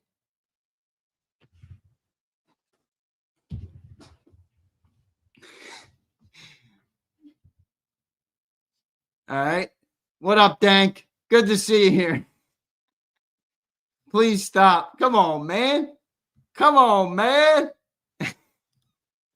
You just did it, Big Z. You're ready. I know. I know. All right. This guy Morty's still in the laundry room folding it up. Fly goes by says he has an Italian mother. You know it. You know it. All right. Kirsten says vulnerable, as I do for my husband. Kirsten, well done, Kirsten. Don't listen to the suckers and the losers. All right. Don't listen to the suckers and the losers. All right. I can't fold to save my life. Yeah, me neither, Dank, as just evidenced. All right. We need a laundry folding channel. Andrew says, I love cooking. I do not love cooking. All right. Your fiance is watching. See, she knows you're capable. No, she doesn't. She knows I'm not capable. And she knows even if I was capable, I wasn't doing it because I am capable.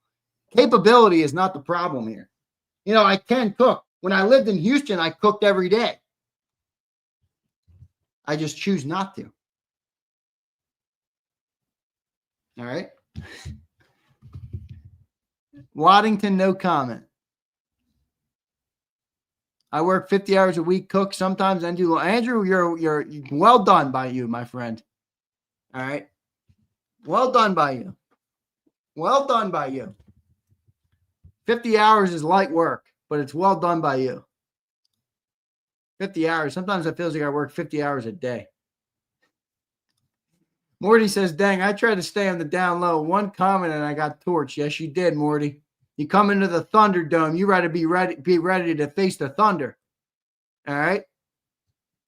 Only real men fold laundry. You're right. It makes me not a real man. You're right. You're so right.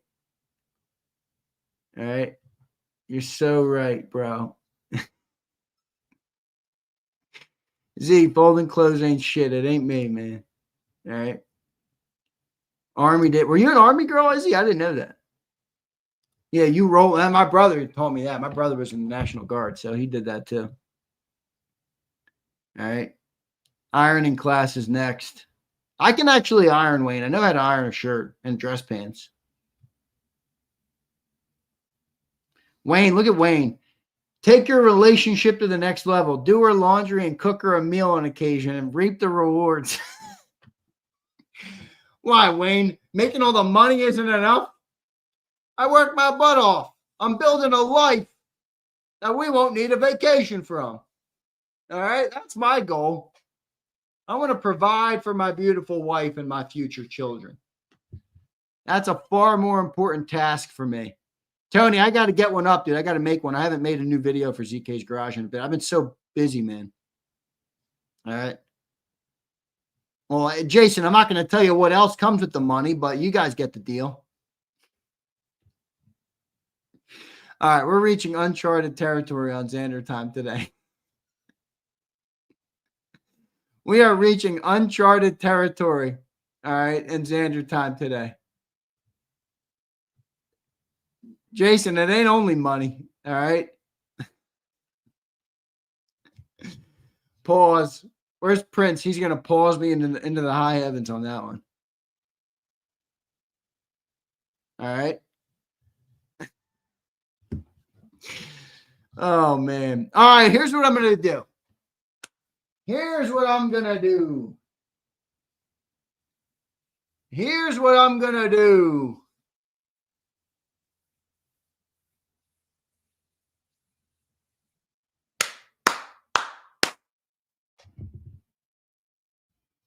I don't know yet what I'm going to do. Xander, you told us in college you ate ramen noodles. I ate a lot of ramen noodles. All right. I did eat a lot of ramen noodles.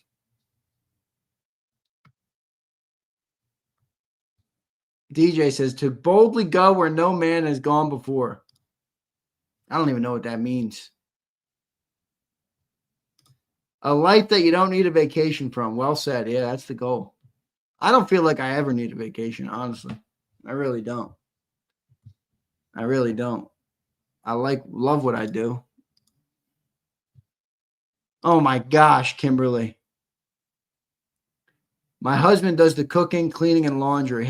#win. That is crazy talk. I honestly cannot imagine doing it. I'm not knocking people who do it. It's fine. Everybody can live their life however they want. I really don't care. It doesn't bother me. I also don't view it as like you're a loser if you do it. I don't give a shit. But I don't do it, and I can't imagine doing it. You sound like my fiance's family. That's what they expect of me. Bro, I'm working. All right?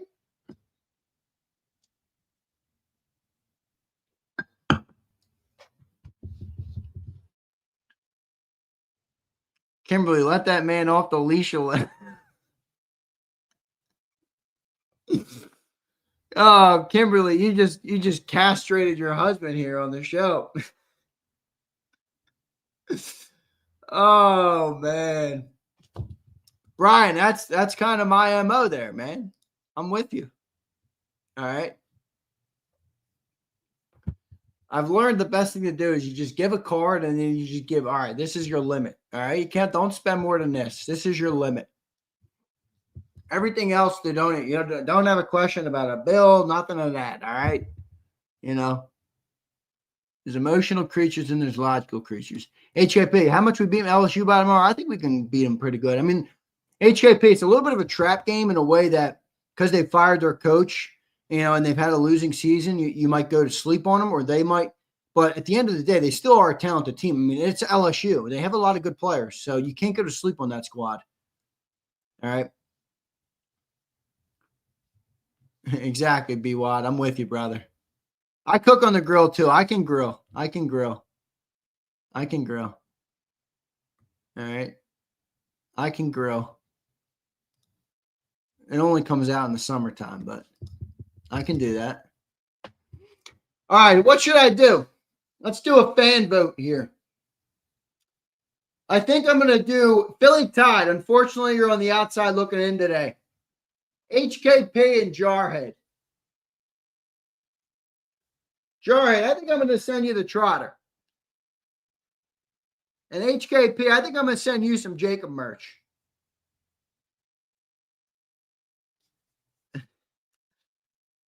Send it to Kim. Maybe she'll give it to her husband. I don't think she will.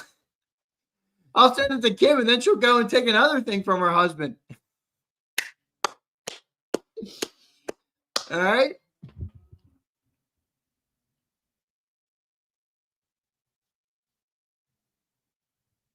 The ditties are now here. Is there ditties in here? Look at this guy from Twitch. He says, when are we doing stream at Buffalo Wild Wings watching football? I'll do that. I like Buffalo Wild Wings. I like buffalo wings. That's for damn sure. I freaking love wings, dude. I was a kid. I used to eat the wings. I used to eat like the end of the knob. That's like the cartilage and shit or whatever it is. And my wings would just be the bones would be like dry. There's not even a little bit of meat left on it. All right. And my brothers would be like, it's like half the fucking meat is on the bone still. I'm like, what is that? Who told you how to eat a wing? Are you on Twitch? I don't like use it for anything, but we backup stream there, Dank, because I can pull clips from there on like their video editor side, their producer mode. So I don't like promote it or anything. Philly Tide is done and dusted. Don't worry, Philly Tide. I'll get you later. Don't worry, Tide. I'll get you, brother. I'll get you. HKP, you want some JAKIB merch or this guy says, wait, you're live on YouTube? Yeah, YouTube's a lot bigger audience for us, bro.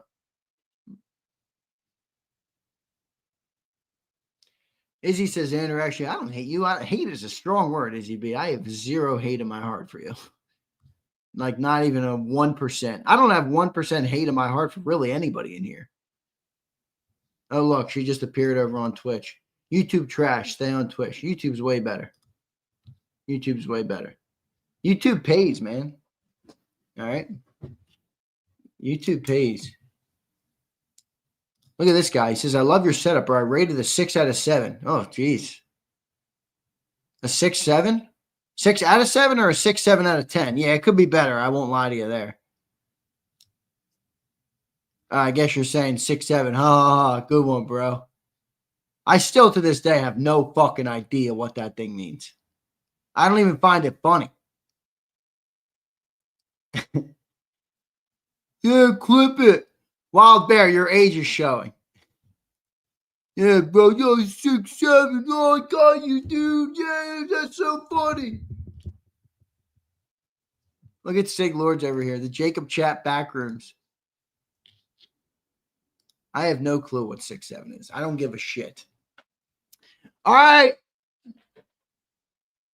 I'm doing the trotter. All right, let me do this. Jarhead, I'm giving you the trotter, all right? I know you wanted Barkley, but you're getting Trotter Jr. Unless you really don't want it. If you don't want it, you can say that. It's all right. Like, look at me as like, you be the drill sergeant. And if you want to say no, you can say no. But if you're okay with it, I'll send you it because I don't think I have much other use for it, honestly.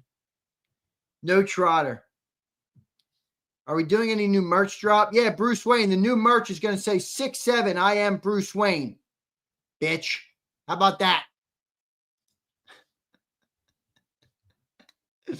HKP. Or you can both opt for Jarhead. You can opt for JAKIB merch. All right. You can opt for JAKIB merch if you don't want the jersey. I'll send both of you JAKIB merch. All right. I'll send both of you JAKIB merch, whatever you want. HKP, I'll DM you because I got your DM on Instagram. Jarhead. Yeah, Jarhead, it won't remove you from any future giveaways, all right? It won't remove you from any future giveaways. So if we do have more giveaways, you'll be in there. Xander, Bruce Wayne will not be back. Morty, maybe he won't be. Morty, I'm surprised you're back. I took you to the cleaners, though. I took you to the fucking woodshed today. Call me an 8-year-old because I don't fold fucking clothes. No, I don't fold clothes. I don't think I fold clothes folder to you. All right, Jarhead wants a trotter. I'll go trotter for Jarhead. Jarhead, can you email me, bro? And HKP, I'll DM you because I got your email, bro. All right. Yeah, see, Bruce Wayne says, nah, come on. I'm with you for life, homie. Let's go, Bruce Wayne. You know what I think of when I hear 6'7"? Lil Wayne. That's what I think of. 6 foot, 7 foot, 8 foot. Hey! Who knows that song? Excuse my charisma. Vodka with a spritzer. Swagger down, Pat. What did he say? Call my shit Patricia. I don't know, something like that. 6 foot, 7 foot, 8 foot. Hey! Xander at jakibsports.com. All right.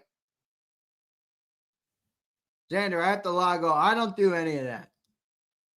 Bro, what is my sneaker collection? I got some decent sneaks. They're all upstairs. I got a few Jordan 3s. I like Jordan 1s the best because I like the low tops. They just work a little better for me. But I like Jordan 3s to hoop in. I actually have a bunch of Jordan 3s. I got my favorite pair of Jordan 3s I have is the green pair. I got them because of the Eagles, basically. Jordan 3 green. Yeah, the pine green. They're cool as shit. They're cool as shit. All right. It's upstairs, Bruce. I can't do that. I got 2 right there. I got some over here too.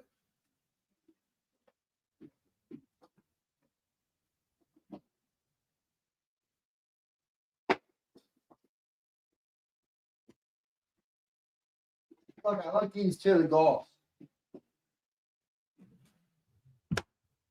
These are my go-to sneaker right now. These are like the mochas. I love the mochas. They're my go-to. And I got a bunch of laces. I like these too. These are golf. These are golf, but they got like the, you see how it's like alligator? Or whatever it's called. I don't know what it's called. But they're the Jordan Golf. I use these. I got a couple more pair. I don't know. I got a bunch in my room. I gotta bring them in the studio. Is your guy getting Jaelan Phillips? Let's wait on that, dude. He's on like a half a year deal right now. All right. Call that shit Patricia. Young Money Militia. And I am the commissioner. Bro, don't get me started. I love Lil Wayne. Are you kidding me? Fucking, I wish they made rap music like Lil Wayne did. All right. He was the start of this bullshit mumble rap crap that exists now. It all sucks. Any rap song that came out in the year after like 2016, I'm probably out on it. But I had a great music taste back in the day when I listened to a lot of music. But I work so much now. I don't really listen to that much music. Carter 3, Carter 4, Carter 2. Are you kidding me? Are you kidding me, man? No ceilings? Woo! Sorry for the wait. Oh, that is one of my favorite songs. Sorry for the wait. If you don't know the song Sorry for the Wait by Lil Wayne, you need to go listen to it right now. I'm not going to play because I'll get a copyright strike. All right. Sorry for the wait, man. Album coming out August 29th. Ain't nobody fucking with me. First degree murder, you can get your degree, motherfucker, and you ain't got to worry about me, Wonder Woman, 2 gun ball, money, tall, Paul Bunyan. Come on, man. Sorry for the Wait is a goated song. That is a goated song. I'm listening to that right when I end the show today. Biggie, I love Biggie. All right. 10 Crack Commandments, baby. It's a great Biggie song. It's the 10 Crack Commandments 1. I love that song. 10 Crack Commandments. I think I got your email. Let me look. I got it, bro. Lil Wayne had so many good mixtapes, man. Ready or Not is banging. Who knows Ready or Not by Meek Mill? That was back on like Dream Chasers 1 or 2. Dream Chasers 1 or 2, man. That was banging. That was when Lil Wayne, or when Meek Mill was fire. Meek Mill kind of got in. All right. Mixtape Wayne. Devontae, so good. Mixtape Wayne was really awesome. Sorry for the wait, man. Album coming out August 29th. Yeah, Ready or Not. I love that song. Ready or Not. Here I come. You can't hide. Dat Piff was banging. Yeah, I used Dat Piff too back in the day. All right. I used Dat Piff back in the day too. Fireman, that's a banger. The Fireman's coming. You know what song my dad loved? Because my dad used to drive me to hockey and I would play old school Lil Wayne. This wasn't old school at the time, but President Carter. My dad loved that song. President Carter. President Carter. That's banging. Lil Wayne was awesome, dude. All right. How to Love is good. I know. I liked How to Hate. How to Hate a bitch that owes you everything. That's funny. That is funny. The Drought 3 is banging. That's funny. No, I'm not a K-Dot guy. Nah, not me, man. Not me. I always just never did it for me, ever. And then everybody liked him because he was like going at Drake. I'm like, oh, it's so cool. Yeah, I'm Kendrick Lamar. I know everybody's going to get mad because they all love Kendrick Lamar. First off, objectively speaking, Drake is way bigger and better and more impactful than Kendrick Lamar. And it's not even fucking close. It's not even close. Are you kidding me? I still can sing every word from Take Care. I can sing it off the top of my head. Take Care. There's like a couple good songs that Kendrick Lamar has. Come on, man. He curb stopped that goofy kid. Who cares? Come on, man. Kendrick Lamar does not have the impact that Drake had. Drake, whatever. Drake's a little goofy. I know not everybody likes Drake. Drake was way bigger of a GOAT than Kendrick Lamar was. All right. Take Care was fire. All right. I might be too strong out on compliments, overdosed on confidence, started not to give a fuck and stop fearing the consequence, drinking every night because we drink to my accomplishments, faded way too long, I'm flown in and out of consciousness and they say it, I'm back. I'd agree with that. I love that song, man. All those songs are banging. We'll Be Fine, that's a banger. We'll Be Fine, that's a banger. Even the song Take Care is fine. Over My Dead Body is fire. All right. Look, I knew Bruce wouldn't like it. All right. Who gives a shit? Everyone is ghostwriters, Rich. Do you really believe that any of these dudes don't have go? Well, you think Kendrick Lamar's writing every single song? Z is a walking Lil Wayne jukebox. Roll says I'm not into that soft shit. I'm into. I don't mind it. It doesn't bother me. You know what song was a great song by Drake? It was more new though. What's that song called? I can't think of it. You guys got a lot of me today. I'm singing songs to you. I'm folding clothes. I'm changing hats. I'm showing my cigar collection. All right, I'm out of here. I'm done. You guys are right. HKP, I'm gonna DM you and my boy Jarhead. I'm gonna send you your jersey. All right. Let me write them down. Let me write it down. Jarhead Trotter jersey. HKP. I'm going to send some JAKIB merch. All right. Tripping over rugs. No, it wasn't me tripping. It was the chair getting stuck on the rug because it got bunched up. Kanye was Sig Lord. I mean, come on. Old Kanye? Come on, dude. Untouchable, in my opinion. Unfucking touchable. Old Kanye? Are you kidding me, dude? Graduation was incredible. My Beautiful Dark Twisted Fantasy was fire. College Dropout. 808s? Are you kidding me? 808? How could you be so heartless? And then Love Lockdown. Oh, wait, what's the other one on that? RoboCop. I love RoboCop. You do me like a RoboCop. Old Kanye was fire, dude. College Dropout, so good. So many of them, dude. So many of them. All the Lights. Yeah, that's kind of a classic one, but well, Fredo, what's up? Heartless. I used to sing that. I used to know every word to that. I probably still do. All right. In the night, I hear him talk, the coldest story ever told. Somewhere far along this road, he lost his soul to a woman so heartless. I love that freaking song. I got a bunch of songs to listen to when I get off here. Wait, can you guys remind me? Sorry for the Wait's got to be first. Sorry for the Wait, man. Album coming out August 29th. Sorry for the Wait. Let's go.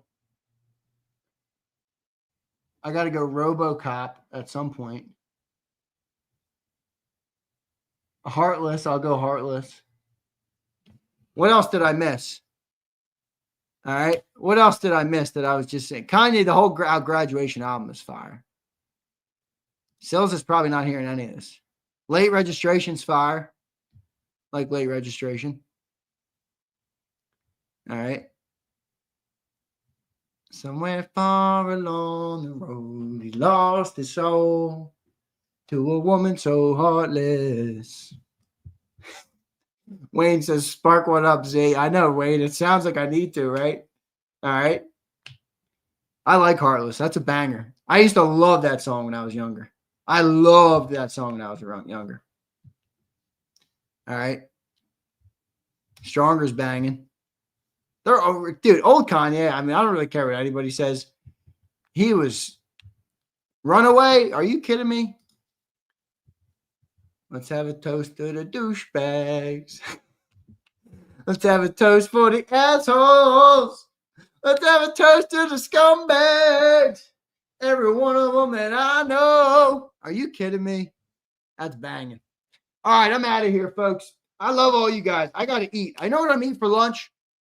I'm eating Humpty's dumplings for lunch. I got more left. I'm going to go toss them in the air fryer. My bit of cooking for the day. I did my laundry for the day. I'll do my bit of cooking for the day to shut up all the nerds and the suckers and the losers. All right. I love all you guys. Congrats to Jarhead HKP. Philly tied. Don't worry, brother. I got something for you in the pipeline. Philly tied. I got something for you in the pipeline. All right. I love all you guys. Pump. I'll see you another time, Brian Pumper. Love you guys. See you next time. You've been listening to Birds 365, the destination for the passionate Eagles football fan who bleeds green. If it's Eagles football, we're talking about it. Debate inside the locker room and guests that are some of the greatest football minds from around the region. We hope you enjoyed the show. We know we had a blast. Make sure to like, comment, and subscribe, and we'll be back soon. But in the meantime, hook up with us on social media at JAKIB Sports. See you next time on Birds 365.